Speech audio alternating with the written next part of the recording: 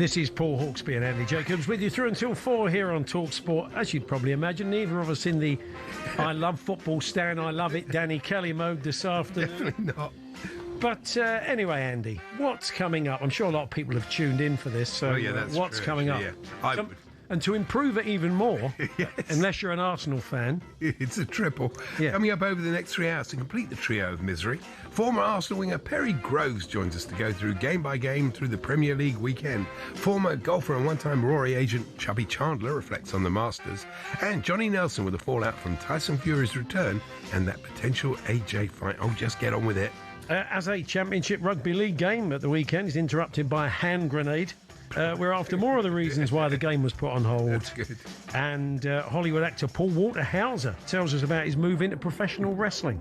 He never played football, did he? Who's that?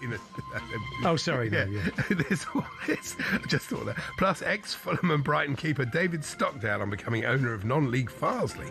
And Mickey Gray on whether Manchester United's Dublin mini break will have recharged the batteries ahead of Leeds tonight. Yeah, that little Dublin mini break, apparently. Yeah, they don't need to recharge the batteries weren't exhausted. They've only, I mean, compared to there was a stat this morning, they played 33 games, Newcastle played 51. That's yeah. massive. Oh, you know, look, it always gives you a real advantage when you're not in Europe. So I look forward to that next year, because I'm guessing we won't be in Europe. Late surge. We won't be. It's a funny old table. 18 points still up for grabs. Well, who knows? Could make the Conference League. Yeah, good luck. It's 4 minutes past 1. Good afternoon, everyone. Good afternoon, Andy. Afternoon, Paul. And front page news today, John Terry has joined a syndicate to buy Colchester. We're going to talk about that later on, yeah. Give it another couple of years under Blueco and we'll be playing them. Oh, yeah. Let's will. get the John Terry derby. The Chelsea consortium have somebody in it named Jose Feliciano. Really? He must be blind if he can't see what a terrible job they're doing of running this Probably club. not the same bloke, is it? It isn't. Why doesn't he light a fire under him? Honestly, both on the pitch and off the pitch. They're losing a fortune. The team is terrible. I mean, this is the worst. Normally, I'd be sympathetic, but I would argue that my jeopardy is somewhat greater than yours. It is, but the problem is, like you could see it coming last year, I can see it coming for next season. The longer they keep Liam Rosenior, the worse it will be. This isn't personal. This nothing against the bloke as a bloke, but as a coach, he is massively out of his depth. It's so clear. You played quite well first half yesterday. Did we? I don't think we did. I don't think You created chances. They were you had him on the back foot. Not really. Blimey. The second half was pathetic. Yeah, well, I mean, they changed it up. City are a great team, but it's just the way he played. The tactics were so poor. It was one of the most poorly coached games I've ever seen in my life. Wow. I mean, the Sun on Saturday said they actually detailed exactly what City were going to do to Chelsea and how they'd do it. So they knew, they'd spoke to a bloke who knew, and I knew. The only person who didn't know was the coach. So when Sanchez did go long, which is what you can do to beat that press, you have to get players around the centre forward. You can't just lob it to one bloke on his own and think that'll work. Honestly, he never changed it. He said, we were all right in the first half, but the second half... Well, City changed it a bit. Yeah, why don't you do something about it? He didn't do anything about it. Anyway, the patrons left in droves at 3-0. I did see that. It was looking quite empty by the end of the game. The patrons aren't having Rosenior, I can tell you that. The patrons? We're the patrons. Are you really? We don't call them fans anymore. We just call them patrons. Fantastic. But I'll tell you one thing about the Spurs thing. I have never seen so many people in the concourse pre-match watching the end of the Spurs game. Oh, yeah. Honestly, the Schadenfreude was ridiculous. Yeah, I don't blame... the cheer that went up. I don't blame anybody for that. That's bound to be the case, isn't it? We're a big scout. No, it'd be the same for us next year. Jim White I do now think it is basically out of Tottenham and Leeds. I did say on this show in February when everybody in this building, other presenters came up saying, no, you won't go down. I was saying... No, really, I'm watching this team every week. You know, don't and you do know. I just felt the profile of the squad wasn't, if it got into the muck and bullets, which it clearly has, just wasn't going to be up to it. No, you didn't say that. For De Zerbi just to see one game and then feel already that the fear factor is so huge. It's hard, isn't it, when you're down? You're in that of course it is. three. Especially when you're players that have not been used to that. It's that same story all the time. It's a bit like, and both teams are playing in the same way. They're both playing like relegation teams. You are in that thing. We will be. Well, our form is relegation. We've taken 5 points out of the last 21. And it's the same thing. You're all right until you concede. And then when you concede, that's a classic relegation thing. You just collapse. I don't know how you get... I mean, maybe we need to bring Paul McKenna in. I Can Make You Win could be his new book. Get them all off the fags as well. I don't know. Of course not. But...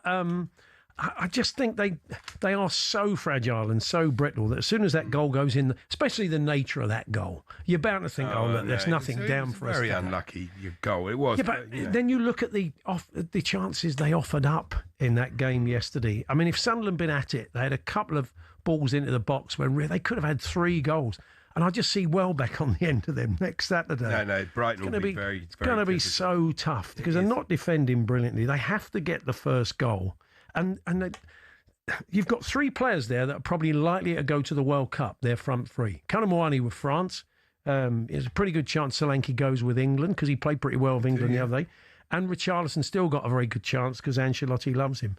But none of them look like they've got a goal. They've got a chance in them. Yeah, it's confidence. And if I watch Richarlison open up his body from the edge of the box and pass it back to a goalkeeper one more time, you know what he's going to do. He opens it up. And then he sort of scuffs it right into the keeper's hands. I mean, they are in deep trouble. I've got a plan, though, for Chelsea for the end of the season.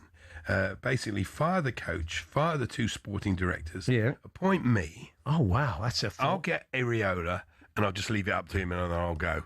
And we'd be a lot better than what they're going to do. Right. Well, I mean, Areola's in a situation where he's got joined up thinking with an ownership and they get him the players that he wants. I mean, is that going to happen under Blueco? No, a good manager like him will never come to Chelsea. The only sort of managers they can get is the quality that they've been getting. I mean, this is the worst managerial appointment they've made there. I think Rossini makes Graham Potter look like Helenio Herrera. Well, okay. Well, there's one for the teenagers. Well, we did talk about it on the show. Jeff Peters has been in touch. He said, why is Andy dressed as a 1950s referee? You do look like the Russian linesman today. Actually. Where's Andy's come as the... I've got a big white belt you can't see. Something... Fantastic. Did it cross the line? Sometimes... That great arbiter of taste. Maybe that will lead us on to something. Have you gone somewhere and not realised until somebody said something that you're dressed like? Do you know, Andy has only just now realised, thanks to our old mate Philbert the Fox, that he does look like Roger Kirkpatrick with his high-kicking style. I've got the same stomach as Referee Jack Taylor. Andy will be leaving it down buying a butcher's. No, it does. It's a real look, isn't it? I've not noticed that, but well done, Jeff. So have you ever gone somewhere and thought, hey, mate, why are you dressed like that? Well, I am. I can't wear this shirt. I'm going to have to be like this all night now. I liked it. I don't know why. It is. No, it's nice. It's just with a white T-shirt underneath and the V-neck. No, it does look like So have you ever done that? Yeah. Hand grenade on the field. I mean, it happens all the time, of course, doesn't it? That's what happened in a game of rugby league. Definitely crossed the line. Day. Yeah, definitely crossed the line. Gaul Vikings versus Whitehaven, delayed for 80 minutes when a grenade was found next to the pitch. They have to cordon it off. Not James cordon it off. That would be a bit much. Anyway, they came in and they realised it was... Who buys a replica grenade? Oh, people do, don't they? What's the point? It's either... I mean, a grenade... It's got one job, hasn't it, really? A bit like Roberto De Zerbi over the next... It's got one job, and that's to, with respect, explode. So why have one that doesn't? It seems a bit pointless to me. Really. So anyway, replica grenade. In the end, the game did go ahead, but the Victoria Pleasure Ground, which sounds like something from Love Island. That's right. So anyway, they finally got underway. We're interested in some of the reasons why the game had a delay or was postponed. It's an old carrot, as Billy Bonds would say, and these are some of the reasons we've had in the past. The best one ever, I'll come on to that. A police team had to leave to investigate a murder, or keep it light. A plane made an emergency landing on the pitch. The home team went to the away team's ground, and the away team went to the home team's ground, both thinking they were away. That was one of the best ones.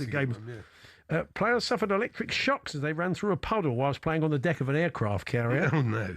A man on a moped interrupted a match between 2 police teams, stuffed the ball into his back box and sped off. None of the players thought to get the registration number of the bike. Bonfire revellers turned up and used the goalpost as kindling. Naked man tied to the goalpost after stag night excess. That was a good one. Mum ran onto the pitch to break up a fight between 2 brothers, even though Dad was the referee. So some of the reasons over the years you've That's told good us as why well. the game was abandoned or postponed. talksport.com/H&J. You can text to 81089, tweet to TSH&J if you want to add to the list off the back of that hand grenade at the Gall Whitehaven game. So we are going to go game by game through the Premier League weekend. And at one point I was thinking, Perry Groves, he's going to be in a good mood on Monday when we chat to him. Not a bit of it. It's the trio of misery. And we will kick off with Arsenal 1, Bournemouth 2 in a few moments' time. We'll look at every match. And we'll later on preview this evening's game. Mickey Gray will be joining us, our man in Manchester. Yeah, United have a little mini break. They've been off to County Kildare, having a bit of a break, bit of training. I noticed Fulham in the first half, though, against Liverpool were pretty rusty. They hadn't played for 21 days. No. It's not ideal. It took them a bit of time to get going. So. David Stockdale, you'll know from playing golf for Brighton and other fine clubs, Birmingham City, Fulham, has bought what was Farsley Celtic, now FC Farsley, a Phoenix club. And we'll be chatting to David. Chubby Chandler joins us, former golfer and at one time agent of Rory McIlroy, to reflect on the Masters. Johnny Nelson on the boxing.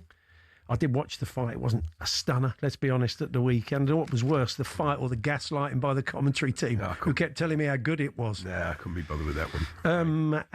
We'll enjoyed the Masters. That was tremendous. And more on that Colchester buy-in from John Terry. That's all to come. To get in touch, talksport.com, text 81089, tweet TSH&J 03717 223344. Just to remind you, Jeff Peters has noticed that Andy has come to work today dressed as a 1950s referee. When did you turn up not realising that you didn't look great? I once went to a wedding in a very posh hotel, says James, a Liverpool fan, where it wasn't until after the ceremony that I realised the suit I had on matched all of the barroom waiting staff. Oh, brilliant. Kept getting asked for drinks all night. You would be. Nice one. Thank you, James, for kicking us off. Talksport.com, text 81089, tweet to TSH&J. Tell us your story in person. Bring it to life in a way that we possibly couldn't. 03717 223344. That's 03717 223344. As always, we're here with our good friends at Tool Station. You can check out their wide range of garden power tools with brands such as Bosch and Ryobi. Next stop, Tool Station.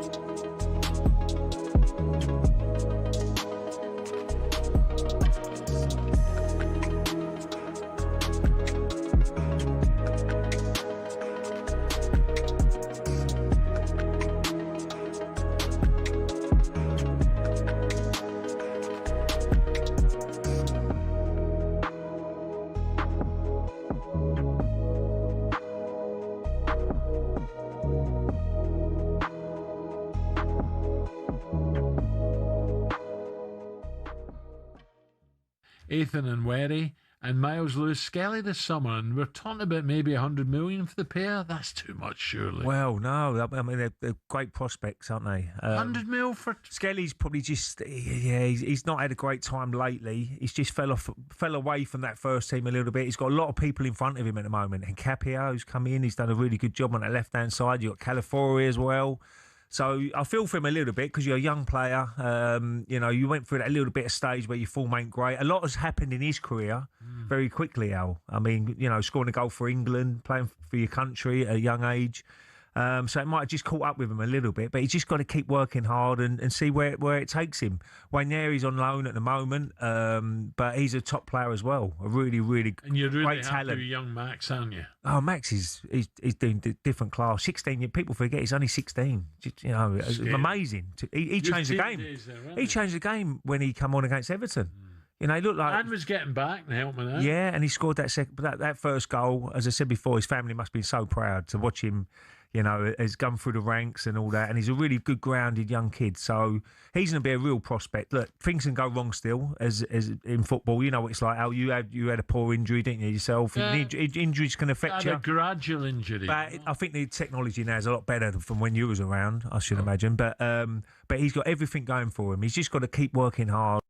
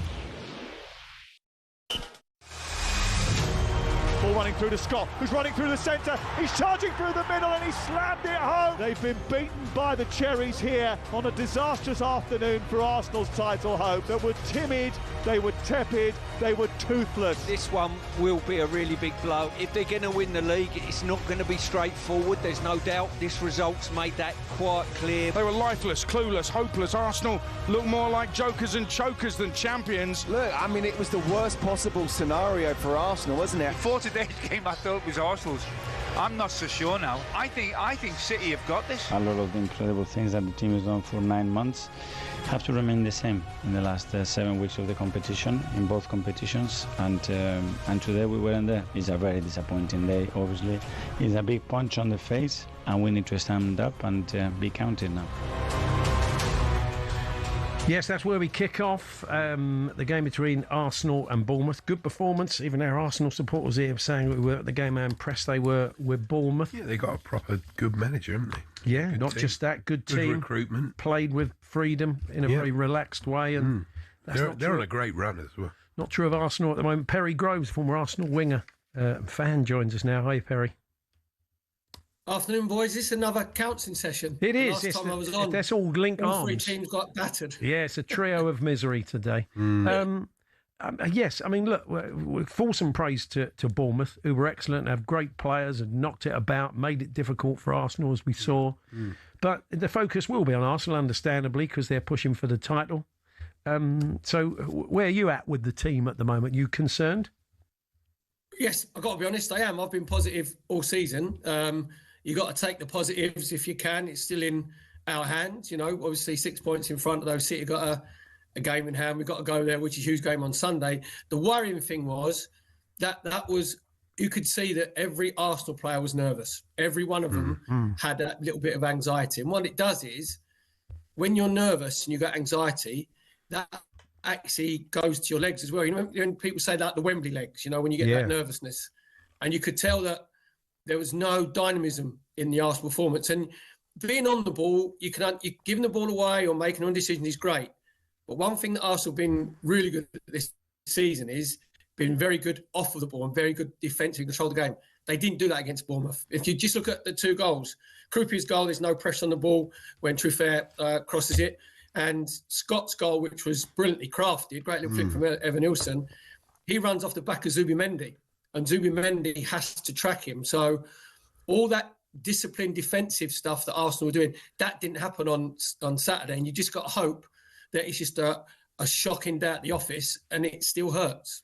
See, the fans have been having a go at Zubimendi. Do they not think they think he's dropped off? He's played a lot of games. Is he a bit leggy? I mean, are they going to will they have anybody back? Is Saka back for the weekend, Perry? Do we know?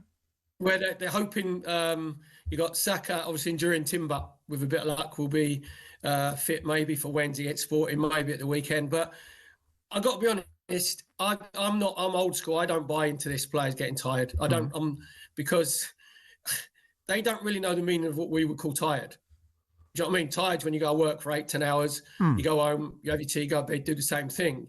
They're getting paid to do their hobby. They're getting paid in the 1% of the privileged population that you do something you love doing. The pressure's on the games. That's the pressure. Don't you get mentally tired? What they have to do now is Arteta wants to be a control freak, obviously controlling the game, which is fine. He's got to release the hat. He's got to let them go and express themselves in the final third and get back to being, you know, dominant and forceful with the physicality and go and impose yourself on teams, which they didn't do against Bournemouth. Yeah, the XG was telling, wasn't it? 0.18. That's quite poor for Arsenal. Yeah. Well, look, we've got a lot of games to squeeze in, so let's move on to Chelsea 0, Manchester City 3. Andy has obviously had his say on that. Perry, you were with the guys watching that all unfold yesterday with Sam and the gang. What did you make of it? Because I thought Chelsea made a pretty decent start and had a pretty decent first half. Well, I think it was more like the tactics were a little bit strange, I think, from Rossini, where you had Santos, who was dropping back into basically a flat back 5, 4 in midfield, Joe Pedro. And I thought the first half, Chelsea did okay, but Man City, they were playing as if to think, we're going to score in a minute. They were just in like third, second gear. And then as soon as they stepped up, then it was men against boys, which we knew it was going to be. And we noticed Andy was probably had his rant off his Bob Willis long run up.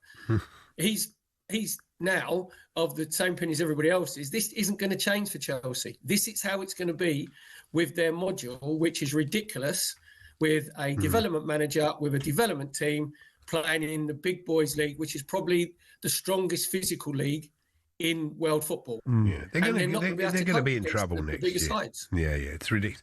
They were 4th in defence under Maresca. They're now 16th. You know, the coaching does count. The manager does count. You know, these two players got, rollickings for speaking in the international break. They were 100% right. What they said was right. You know, we don't understand why we changed the manager and we've got too many young players. What's wrong with that? Or he said he wanted to live in Madrid. Apart from that, I thought everything else he said was absolutely 100% and cuckoo. And when he punished them, there was a very key moment. This quote from the press conference. He said, "We made a decision. I made a decision." He corrects himself. And that tells me everything. Yeah. He didn't make that decision. They made that decision. And it was a really stupid decision. Stupid. 100%. It's not a football decision. That's come from the hierarchy, because you don't want your best player playing who's centre midfield, who gives you that little bit of edge. In a football decision, it made no sense. That came from hierarchy. And the players now, they know that Rossini has no say. Nothing whatsoever. Yeah. The big thing actually what stood out for me was, I don't know if you saw what Pep had on his feet. He was wearing a really good pair of Dr. Martens, proper old school DMs. I think they were like 8 to 10 hole DMs, which take not 17. He didn't have the 17th and his Crombie on, did he? Yeah, exactly. He'd look the part. But just unusual to go away from the manager's black shoes with white soles, isn't it? It's like, he's rocking the DMs. That's right. They have a letter from the Football Managers Association when for getting away from those trainers. Looking at them, they have got a head of steam up. I take it you are quite fearful about going to their place at the weekend. Do you know what? It's like all Arsenal fans are going to be nervous because, you've got to go with what your eyes are seeing. But this group of Arsenal players, they have the ability and they have the character. I know they have, but they've got to believe it. Yeah. Arteta's got to install in them the belief that they can go to the Etihad and don't go there to have your bellies tickled like Chelsea did in the second half yesterday. You've got to go there with the intent to win the game, because if you go there trying not to get beat and survival football, in the end, someone's going to make a mistake. That's what he's going to do. There's the temptation to try and come out with it. That's exactly how he always approaches big games. That's one of your problems, I think. No, they won't go for it. They'll try and... Because a draw would be enough, I think. A draw would be and then nick one from a set piece. But there's a real danger that you look at players like Cherky, you look at a lot of the players in their team who can turn a game in a second. Oh, yeah. Well, the thing is, what happens is if you go not to get beat, right, and then you start sitting deep, Man City, as you said there, have got so many players that can create something, or someone just switches off. You've got to make Man City honest. You've got to go there and you've got to be brave. You've got to get it into your crease quickly, get it into... I don't care if we go long and keep going long and keep going long, get them turned, press them in the corners, because you looked in the Carabao Cup final where they played that line of 4 across and Rodri and Bernardo Silva didn't need to move. They just sat there and everything was in front of him. So there's going to be tactical battles, but it's got to come from within. It's got to come from the players. Arteta's got to be cool and calm. He's got to give up off the right aura, but the players have to believe not only in themselves, but every player around them. We think, yep, we're good enough, because this is a very talented Arsenal side individually. They've not got to where they are without having talent. Now they've got to show they've got the cojones. Yeah. Perry Groves is with us. We're going to turn to Forest Villa next. We're going game by game through the Premier League weekend.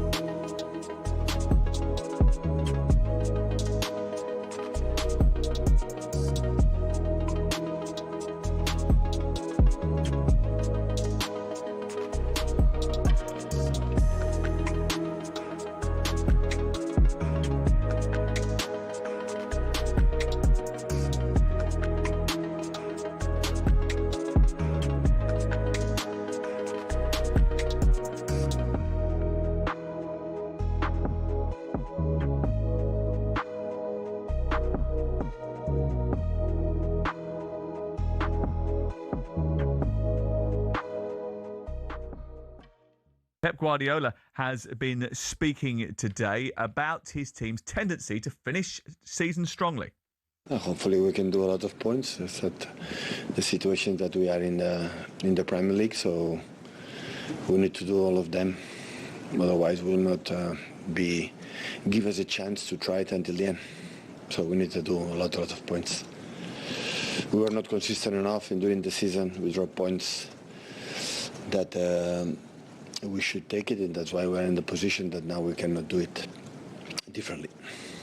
He also talked a little bit about on whether he feels more excited at this time of the year. No, he says, I have a lot of yellow cards. That means how excited I am. Not just for April, but during the season, I have had a good energy, and I still have good energy. You get the feeling that he thinks that there's still a chance that they can catch them.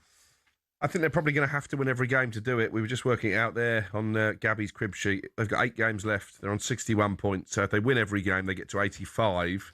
That would mean that Arsenal on 70 need 5 wins from their last 7 games. If they win every game, Manchester City, they've got to squeak, especially as they play Arsenal. But they have no margin for error. And I actually agree with Gabby. We all think Chelsea will lose on Sunday, but it might be a more difficult task than we think. Remember, they went with the under-21 manager to the Etihad Chelsea and got a point.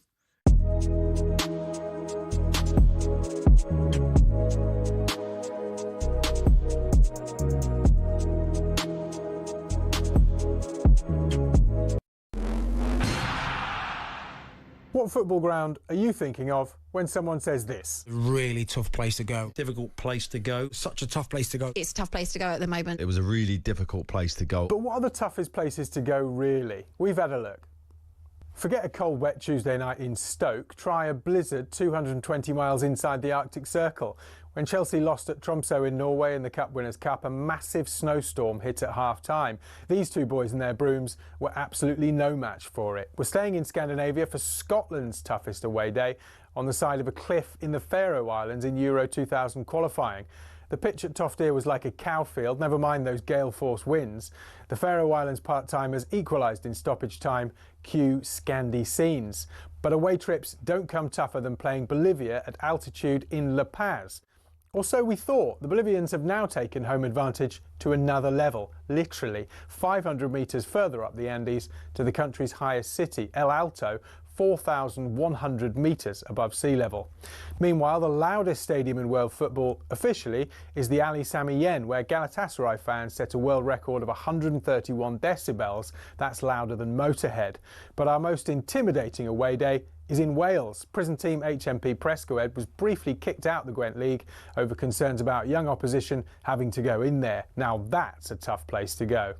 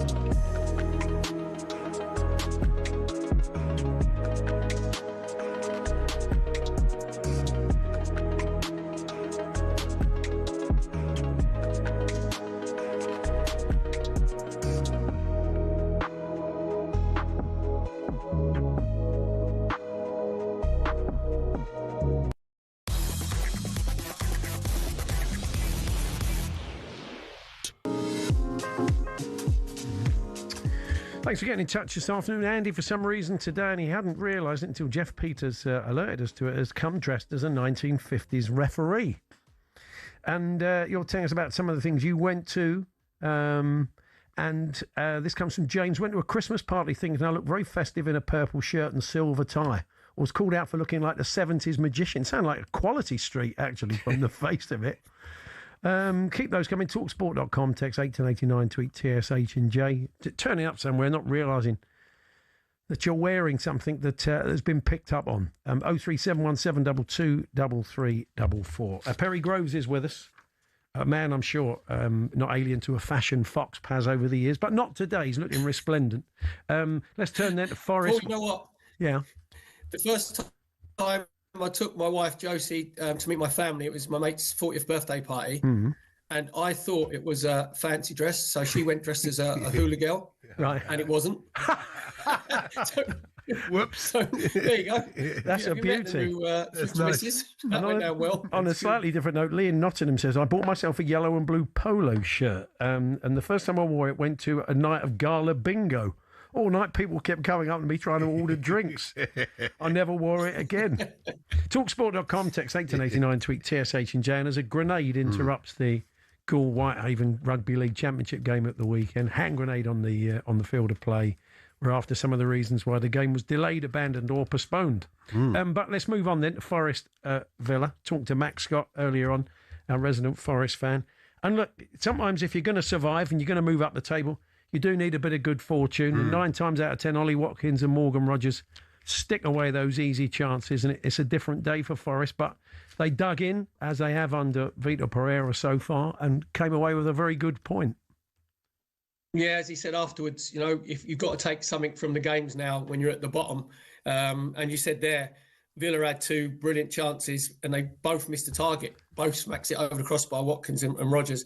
If you look at Forest, it's their home games that I think is going to determine whether they survive or not. They play Burnley, Newcastle and Bournemouth at home. But at home, they create chances, but they don't take them. I think it's at home in the Premier League, they've got a conversion rate of like 5.8% of, taking goals from shots. So the big plus for them was Chris Woods coming on in the 65th minute because they've missed him massively. He got 20 Premier League goals last season, 14 the year before.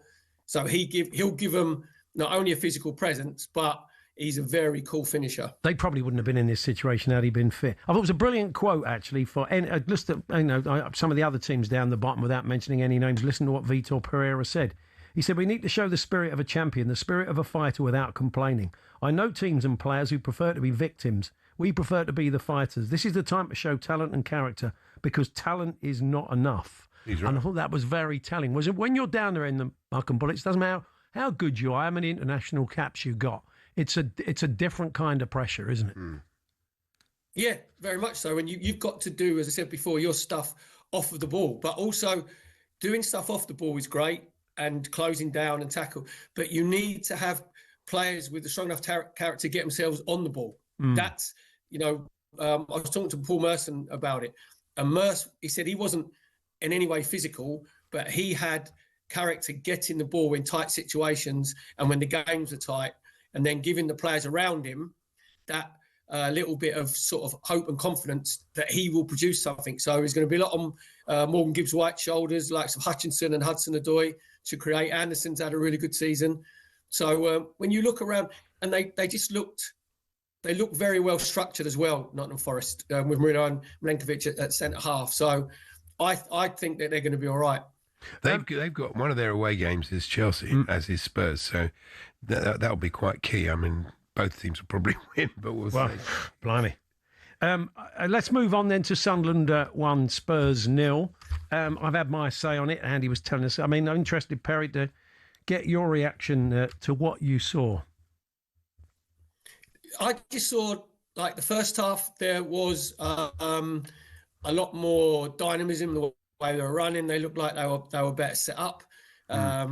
They looked sort of dangerous on the counter-attack. Richarlison had a good chance in the first 5 minutes. Solanke had a big chance just before the end of the first half where Ruth saved it at the near post. But the thing that happened with Spurs is, Paul, you know better than me, is as soon as they concede, then you can see the confidence just drains out of them completely. Absolutely, yeah. They got, you could say they're unlucky with the deflection off Van der Ven, right? But when you look at it, it goes down to Richarlison diving in when you don't need to. And then when Mukiele comes in from that right-hand side, he just spins Conor Gallagher and just runs past him. Yeah. And Conor Gallagher, he's known for energy, isn't he? He's known for application. He's known for doing the hustle. You can't just let someone run off you like that. And the other thing I would be a little bit worried about, when the collision was with Kinski and Romero, I thought that Romero was going off because he had concussion. Then you look at it, and Mickey Gray was there, and he was questioning whether Romero should have tried to stay on and tried to run it off rather than go off with, just like a knee injury. So that would be a bit of a worry. I think it's knee ligaments. Yeah. He was crying because I think he thought his World Cup was done. I think apparently he was struggling to put weight on the leg. There's probably a pretty good chance it's knee ligaments, and nobody said anything just yet. But it didn't look good. We'll learn more. We'll learn more from the Argentinian journalist before the club tell us anything. So keep an eye on social media. He wasn't crying because he was going off and Spurs were banging trouble. He was crying because he weren't playing in the World Cup. I heard Danny say that was my immediate reaction. It was his World Cup really that he suddenly saw in tatters. Where do you stand on the push? I mean, the disgusting reaction in some quarters, it seems, to Brian Brobby overnight is appalling, but we should be shocked, and it's shocking that this sort of thing still goes on. Terrible racial abuse he suffered online. But I mean, I'm just interested. That is ridiculous. As you said, disgusting abuse online. These people should be banned, and there should be more filters. And they should be more accountable. They should have to put their details. We all know that, right? But every centre forward does that. When a goalkeeper's coming out and the centre half's in front of you, it's a bit housery. You just give them a little nudge. Do you know what I mean? You're not doing it to maim the goalkeeper or the centre half. You're just doing it so, one, you don't get actually cleaned out, and you're just having a little bit of sort of housery, as I said. So I didn't think it was unbelievably shocking. The consequences of it, of course, shape the narrative understandably, because you may see a player miss a World Cup and another one with a great big gash on their head. So that's a kind of effectively why you get the fallout that you do from something like that. Yeah, but if there was a positive from as a Spurs fan, boys, I was really pleased for Kinski. Yeah, made a great save human level for himself. Yeah, I agree. Because he made some really good saves first half. Obviously, he's got his whack to the head. He's had his head bandaged up. And what you do is when you're bleeding, you wipe the blood all over your shirt, so it makes it look like 10 times worse. You got bleeding. So, so I for him, at least, again, as a Spurs fan, you're looking, well, he didn't look nowhere near as shaky as what he did against Atletico Madrid. Headline from the game between Palace and Newcastle, really, the rehabilitation of Jean-Philippe Mateta in the eyes of the Palace fans who weren't happy that he wanted out. Another very good manager. To announce you're leaving and still getting a tune out of a team says a lot about you as a coach. It does, and players that wanted out, putting it in. And from Newcastle's point of view, again, 25 points lost from winning positions. Pretty shocking. I think they'd be second if they'd gone on and won the games where they were in front. Yeah, I think with Newcastle, there'll be a big review at the end of the season. I mean, Eddie Howe's done a brilliant job there, winning their first major trophy for 70 years. But they'd have to make a decision now, because the way that Newcastle play, you have to have quite a high turnover of players. You have to have 4 or 5 or 6 players coming in every season that fits the way that Eddie Howe wants to play, because he wants to play athletic football, with it closed down. Votamade, that was a difference yesterday. Mateta comes on for Crystal Palace. Votamade comes on for Newcastle. Mateta gets his 2 goals. I don't think Votamade hardly touched the ball. Yeah. But one thing that I would say is, with the penalty that was given. Oh, yeah. Right. But Botman looks like Phantom of the Opera. You're not difficult to see, mate. Do you know what I mean? When you're just trying to be a bit clever, you're like, no, you have a massive mask on. Yeah. And the referee, Andy Madley, I thought he got that 100% right, because is it sustained holding where you say, no, mate, you're trying to swap shirts? It's 100% penalty. It is, but you don't look. I do take that, but it comes down to that consistency of how many times do you see that in a game and they're not given. So I mean, where do we set the parameters? Where do we set the bar for what is and what isn't? It's just subjective. So why do you even need VAR? Yeah, the thing is, though, Paul, just because they're not given when they should be. Yeah. No, I know. 2 wrongs don't make a right. I agree, but you want to have an idea of how you arrive at a law in a game, and at what point. I mean, I suppose it has to be subjective because that's the referee's job. But he would have told when you have all the WWE at set pieces and corners and throw-ins. Yeah. Andy Madley, the referee, would have said they didn't they go with, don't do your wrestling, don't do your pulling the shirts, and don't do it when you're wearing a mask, which is going to highlight and make it easy. You're really sold on the mask, aren't you? You think it made a big difference? Well, it did make you stand out. But the thing is, if you're looking, it doesn't. make it difficult to spot it, does it? Yeah. Just also as the ball was coming in, he did go whoa like that. I don't know if you noticed that. Like going off in a panto, and he lifted his cape up as well. Anyway, He channeled his inner Michael Crawford. that may not be true. We'll move on to Liverpool 2, Fulham 0 in a few moments, and we'll hoover up the remaining games from this weekend with Perry Groves. We've got live football for you tonight. Mickey Gray will join us later on. He'll be in situ for Manchester United versus Leeds this evening, and we'll bring that to you live. All the build-up from 7. We're here with Tool Station. Get your toolbox essentials this spring with big savings on screws and fixing. Next stop, Tool Station.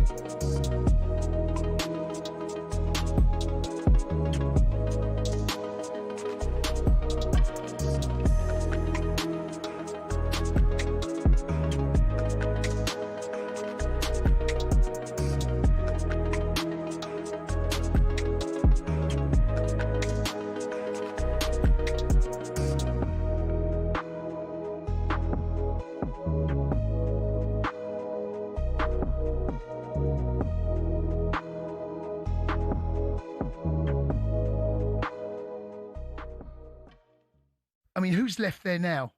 Only Alisson, Van Dijk. I think that's probably it, isn't it? Just on Andy Robertson, do you think he'll stay in the Premier League? I think he can. Yeah. I think he can. I think there are. I'd have him at Tottenham. I wish we got him. Well, you were linked with him in January, weren't you? Yeah. You know, and that the right was. It's not the biggest surprise in the world, is it? That he's leaving. No, it's not a surprise. What but happened in January? It made us, think about left backs, right? Yeah. You think about the great left backs of the Premier League, and where does he rank? So when I was outside with Ryan, the producer, and then Ryan said there was a period where he was the best left back in the world, and I went, "What? What are you on about? Best left back in the world?" And he said he's best in the top 3 of the Premier League, and I'm like, "No, I'm not sure he is." And then you look at the names that you think, you know what? Actually, maybe he is in this conversation. I think he is. Look, Ashley Cole for me, obviously, yes, he's the greatest. He's out on his own. He's out on his own, and then after that, you look at the other left backs. There are Patrice Well, in Evra. terms of numbers, let me just tell you now, Andy Robertson's Premier League appearances, 373. 13 goals, 69 assists. Now, that is insane for a fullback. Trent's numbers aren't dissimilar from what I can gather. Yeah. I haven't got them, but just looking at left backs here. He outstrips, John Arisa has 30, but he is, the closest to him is Ashley Cole on 31. That's the closest. He's got 69. Yeah. I think he's in the top 3 greatest Premier League left backs. Well, yeah, go on. Who's the other one then? Patrice Evra and Ashley Cole. I mean, maybe I'm old school, but for me, I'm putting Stuart Pearce in there.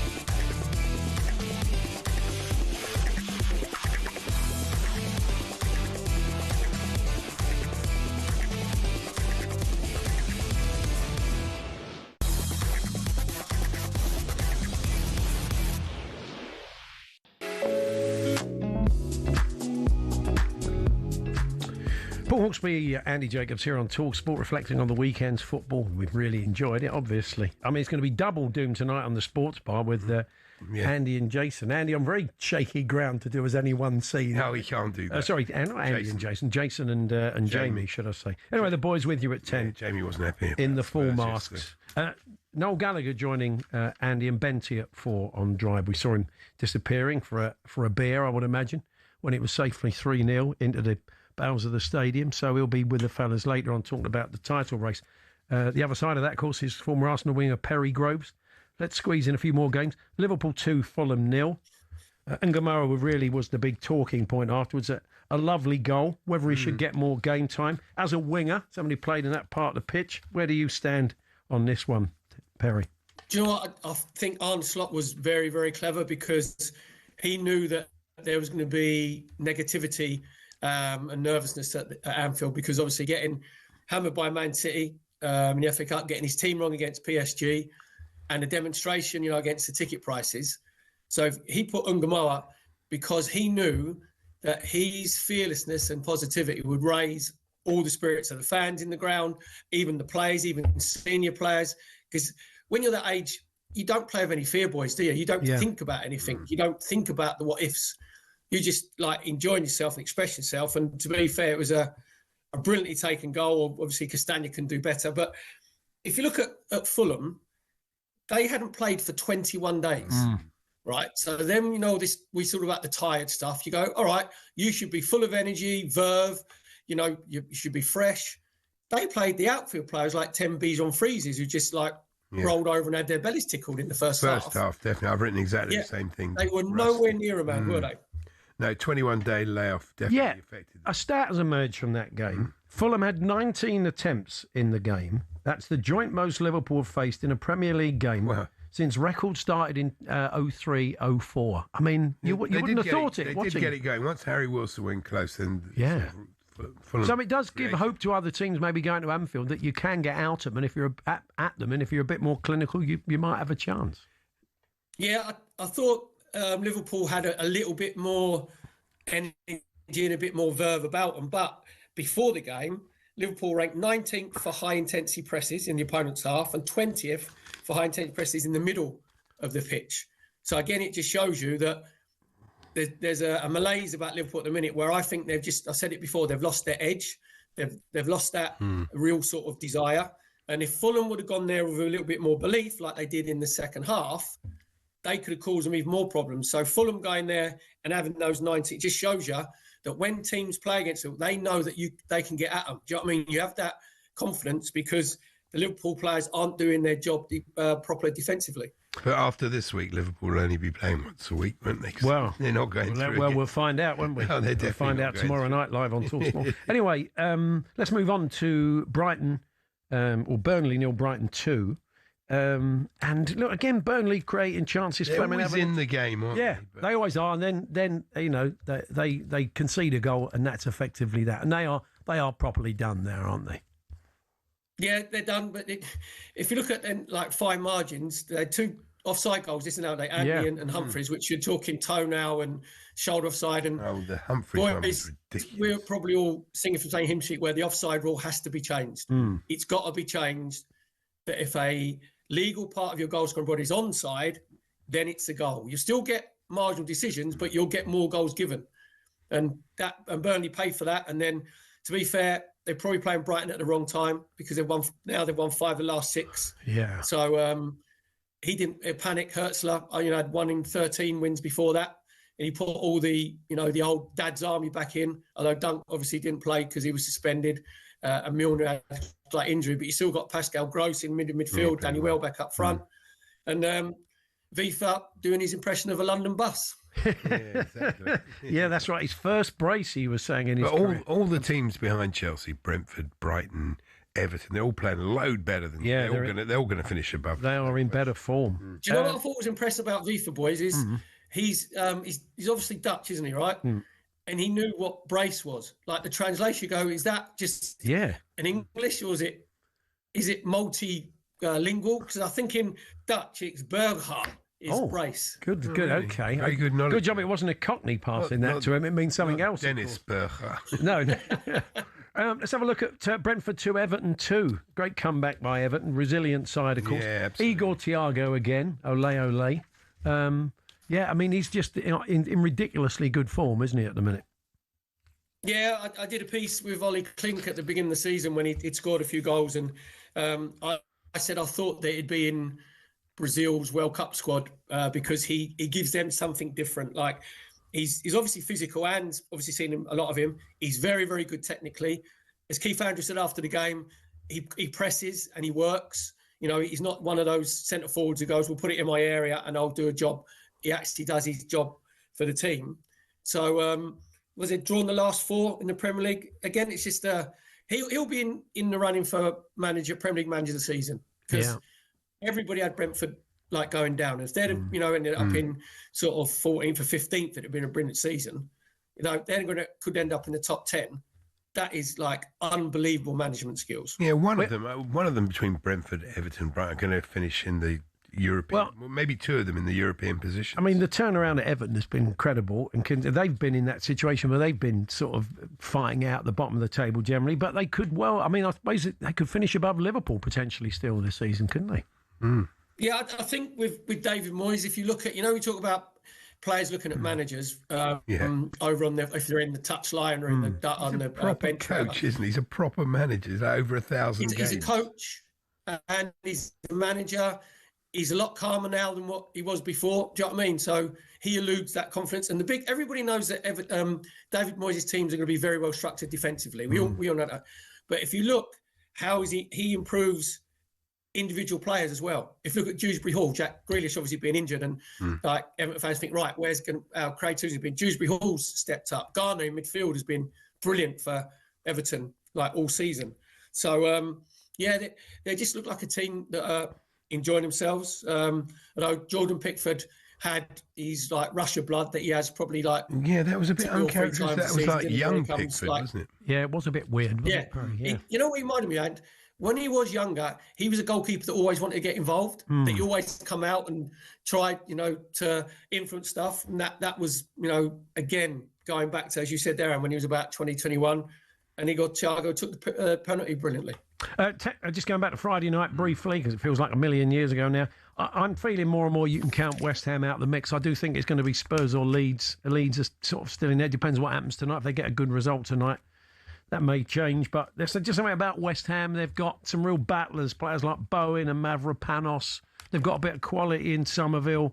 You just feel now they've got a head of steam up.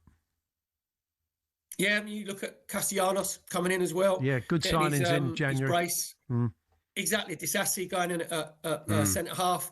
And what you need, again, this is when you look at it, you go, that looks like a Nuno Espirito Santo side. That looks like a side that's set up well. You mentioned there, Jared Bowen's in brilliant form, though. 9 goal involvements in the last 10 Premier League games, got his 2 assists against Wolves. Somerville coming back fit, and he was on fire before the international break. And Mavropanos, coming up with really like big goals. He equalised against Man City, really good header against Wolves. So they're just a team that they're on that roll. They've got that momentum, and they look like they've got that belief in each other. Yeah, absolutely. Yeah, well, Perry, a pleasure as always. We're going to be chatting about one of your old clubs and a club close to you, Colchester later. John Terry going in there. So just briefly, what do you make of that? Yeah, excited? You know what? Yeah, the previous owner, Robbie Cowlin, has done a brilliant job for Colchester. He's been there for 20 years, and he's a chairman and owner that just wanted the best for the football club. It wasn't about him, and he knows that for Colchester to move on, that they need investment. They got a great stadium up there, which is like ready. They don't have to do a lot to it. The fan base, when they're doing well, they'll probably get 7, 8, 9, 10,000. So it's really exciting stuff. And it looks like John Terry's going to have quite a big say on the football side. Yeah. So there's a lot of excitement going on around here, boys, I can tell you. And apparently they're going to get my Giacomo shorts ready just in case they need a long throw. Good stuff. You know how what set pieces are. We'll be having a chat with a Colchester fan and podcaster later on. Perry, so we're going to invoice you 80 guineas for this therapy session. So, thank you very much. Thanks very much, mate. All the best. and I'll invoice the same back. Yes, so exactly. We'll just net it all off. Perry Groves there, going game by game for the Premier League weekend. The talkSPORT Daily podcast is out now. Majestic and Alan Pardew reviewed all the weekend's action. City cruising past Chelsea as Arsenal stumble, tightening up the title race while Tottenham drop into the relegation zone. Is that right, really? Pressure builds on Newcastle after that Palace victory. If you want to hear more, then the talkSPORT Daily is available on all podcast platforms now. We're going to be chatting to a Hollywood actor who's trying his hand at a bit of wrestling. Paul Waterhauser joins us next. And David Stockdale later on, former Brighton, Birmingham City, Fulham keeper, who has, again, become an owner of a football club. FC Farsley will tell us more about that later.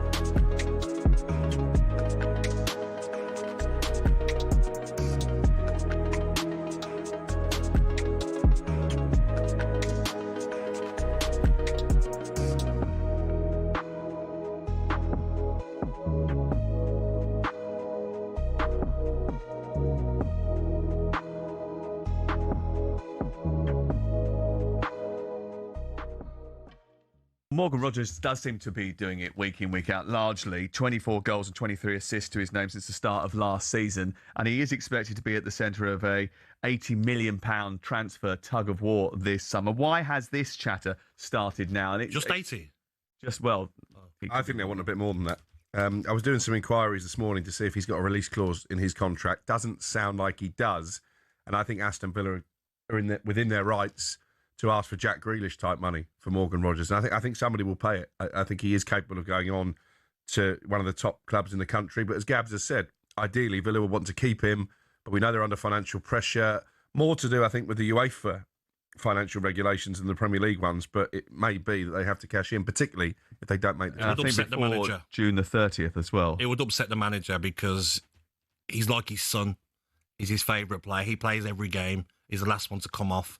He loves Morgan Rogers. You know, he brought him for £12 million from Middlesbrough, took a gamble on him, and I agree, £100 million. It's now frustrating, isn't it? Because if you sell Morgan Rogers, you're sort of almost admitting that you're never really going to bridge that gap. Financial fair play rules. I'll tell you something now, 100%. These owners want to win it all. Yeah. They've said that. The manager says he wants to dream. That's what I'm saying. He'll be so frustrated if he has to sell Rodgers because of financial fair play. If these rules were fair and you didn't have to sell a player to sort out the debt that you might have, then there's no way they would sell Rodgers. Why would you?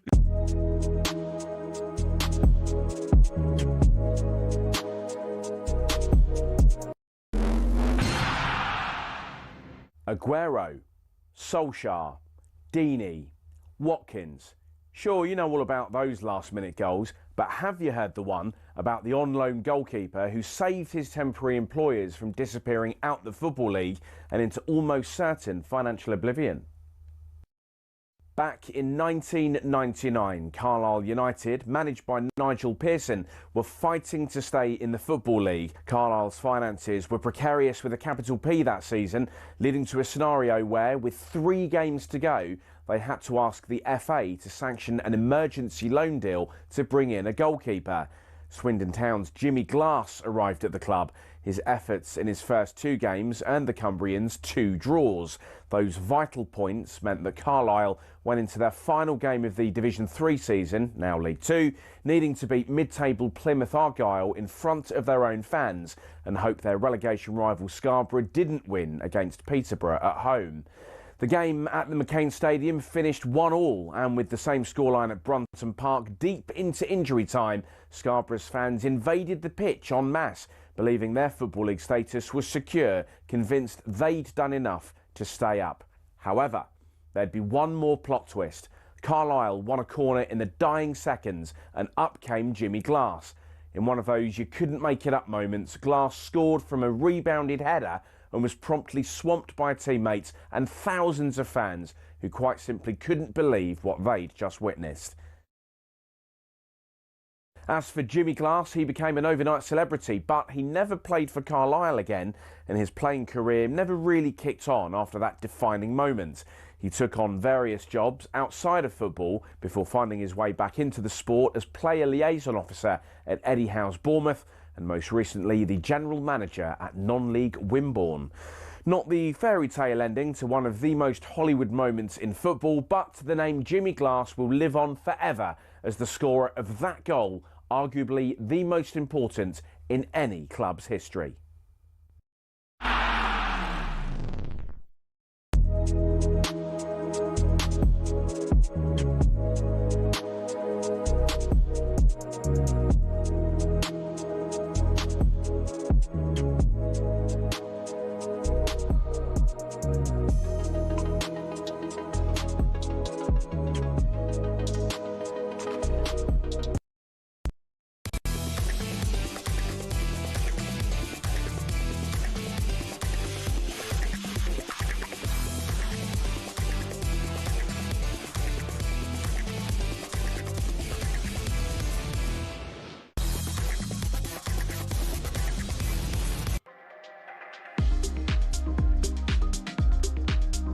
Good afternoon, Paul Hawksbee and Andy Jacobs here on talkSPORT. David Stockdale, former Birmingham City, Brighton, Fulham keeper, joins us later on. He's bought into a football club. It's a bit of a theme today. Of course, I think he's bought it lock, stock and barrel, but it's a community club, a Phoenix club that he's looking to turn around.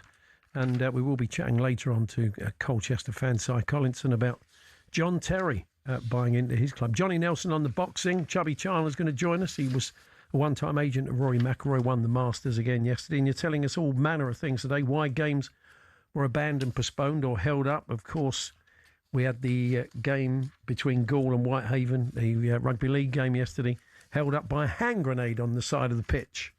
But it turned out to be a dummy one. When I was younger, our under-14s match, says Andy in the Black Country, was called off because our manager had an affair with the other manager's wife. After 5 minutes, there was a dodgy challenge and it all kicked off between them. That's not good. Game had to be abandoned. We're also wondering some of the outfits. Andy has turned up today dressed as a 1950s football referee, noticed by Jeff Peters. And sometimes you can just wear the wrong stuff. Kevin, who popped in and saw us on Christmas Eve with the listeners, I went to the Euro 96 quarter-final against Spain before heading off on my mate's stag do. It's only when I met up with him outside Wembley I realised that I was wearing the same coloured shirt as the Spain players. And actually, if you look closely, after David Seaman saves the last penalty, you can see me in the crowd, the only red shirt in a sea of white. So let us know, talksport.com/H&J, text to 81089 or tweet to TSH&J.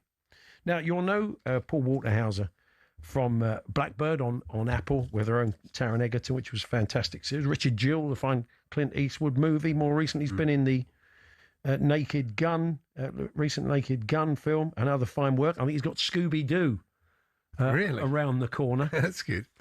But he's also wrestling, and it's a company and some guys we've spoken to here. They're a great British company exporting wrestling back to the States. They're called Progress Wrestling. They've got a big event in Vegas, and Paul's going to be fighting, and I believe he joins us now. Hello, Paul.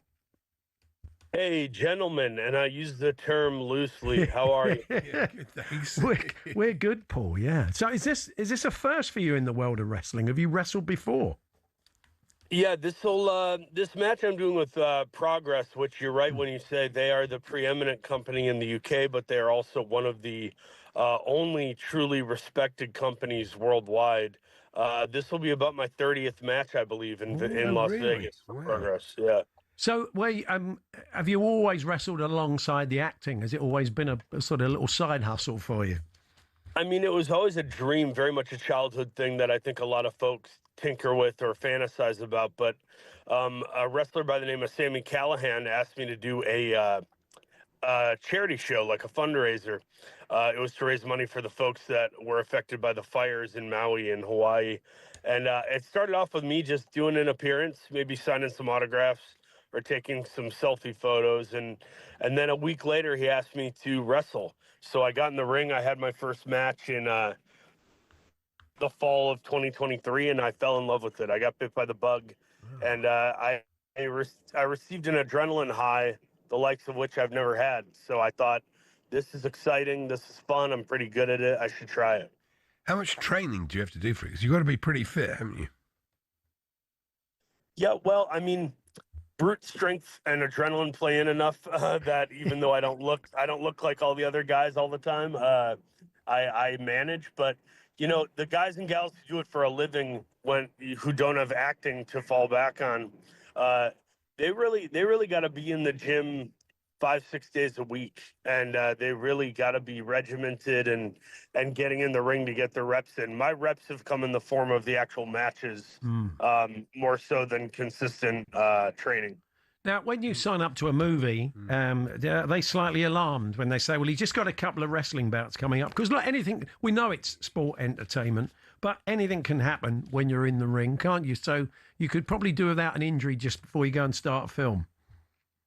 Yeah, you know, wrestling is somewhere between Dancing with the Stars and MMA. So you talk to any dancer or fighter, they'll tell you they've gotten injuries, multiple.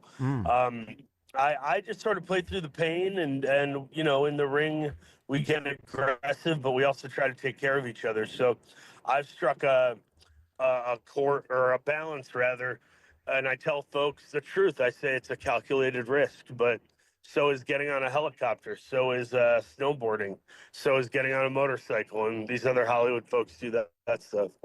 So you're fighting Big Damo. I think has been in the studio with us before. Has he? I think we can vouch for the fact that he's big. Yeah. I got to stop you right there and just say I'm really worried about this Tottenham team with the relegation. Tell me about it. Oh dear. You're not a Spurs. You're not a Tottenham fan, are you? I mean, I wouldn't want to wish that on you. My character Horace in the film Cruella, which I did at Disney with Emma Stone, he was a Tottenham fan. Wow.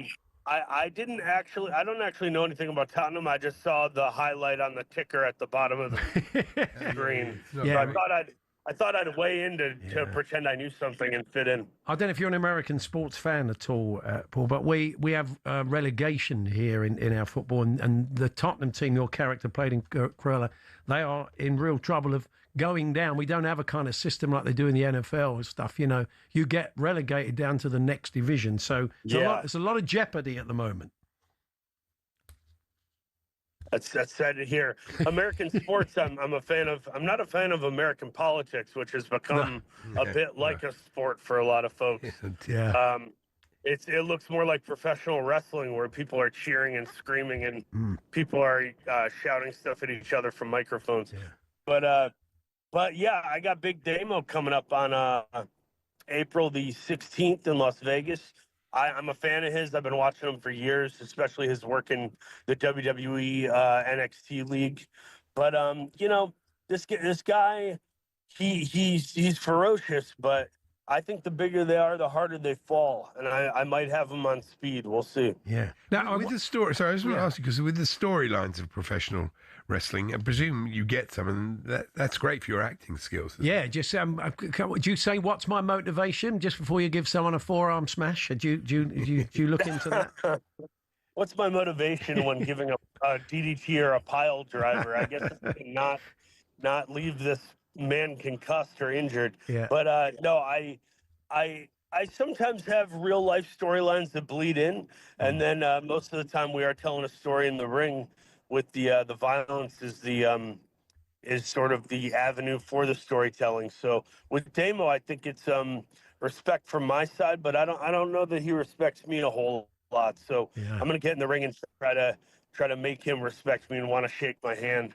And hopefully the Progress fans in the UK, they're kind of wishy-washy. Some of them I've met and they're amazing, and others kind of think this is like an adult Make-A-Wish program type of thing. But I don't think they appreciate the work I've put in, and I have put in more work than some of the celebrities that come in, like Jelly Roll and Bad Bunny. They've had 2-3 matches, but I've had 30. Wow. And I've had on the independent circuit where they don't pour money down your pants, and they don't put you on Jimmy Fallon. You just get in there and wrestle and meet a bunch of the folks that show up. So I watched the recent Naked Gun, having grown up on the Leslie Nielsen ones, and it was still a lot of fun. Liam Neeson, Pamela Anderson, you were in that one. A lot of corpsing going on set. Did you manage to keep a straight face?